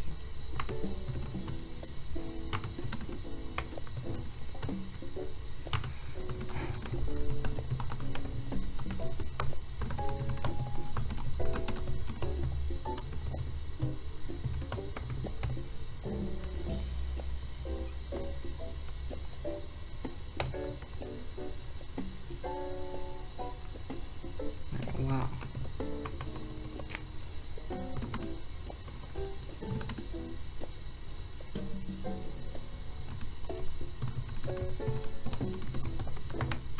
Alright.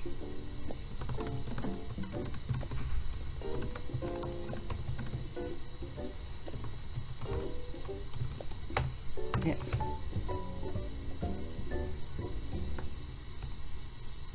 uh-oh. P of I x is equal y.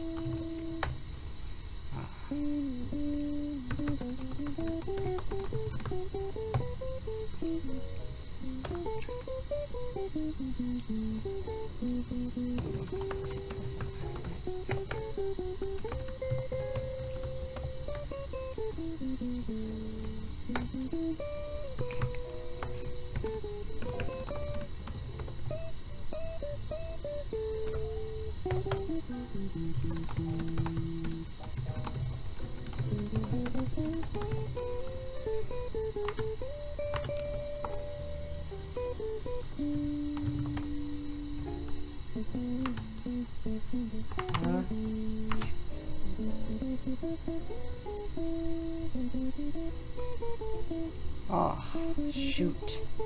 Which? Did I choose the wrong? Oh, shoot. Fuck. Seriously? I mean, it probably isn't gonna work anyway. Let's see how it does on this.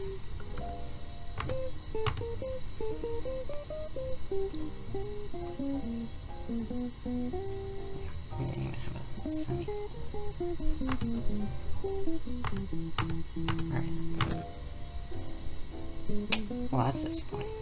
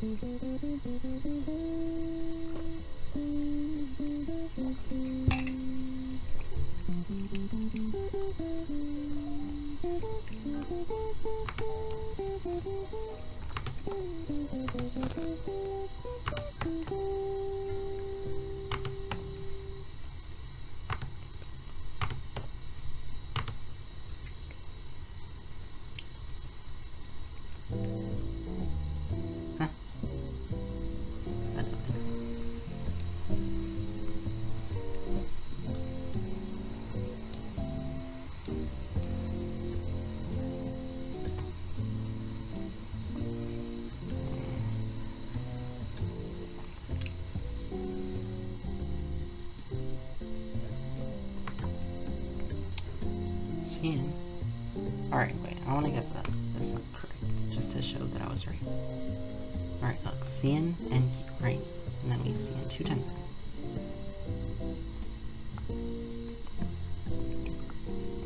I plus is equal to I, else b of IV plus is equal to I.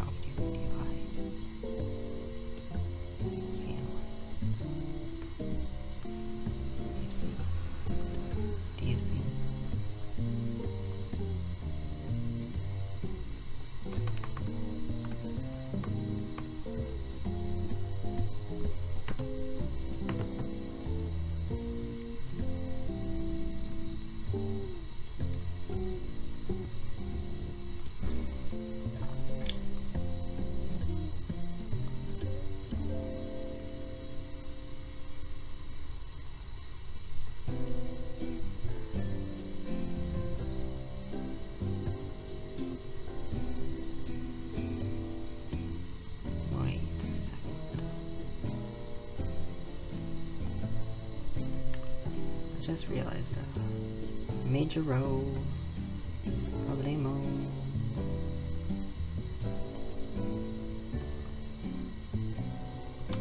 I was getting this like entire subtree right,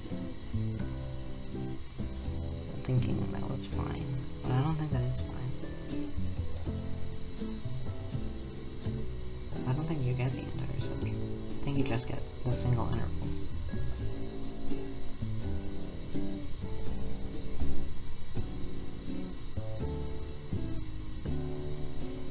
I think here you get the subtree.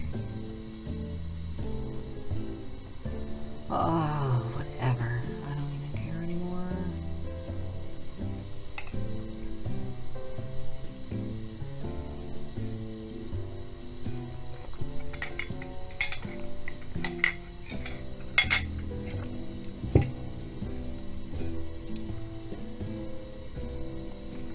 Oh.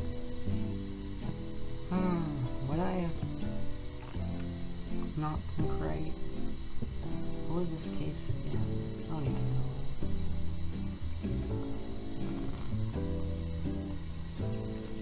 This case was like the overlapping all the way up.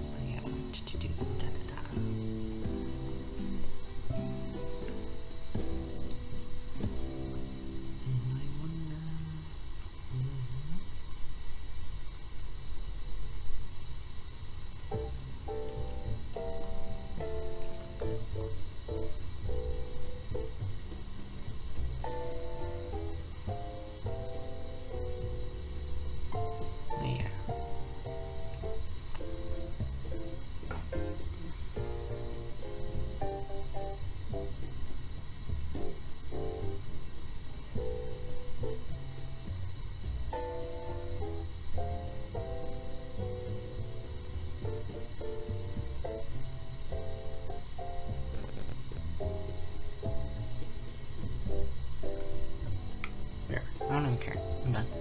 Goodbye. Hasta luego.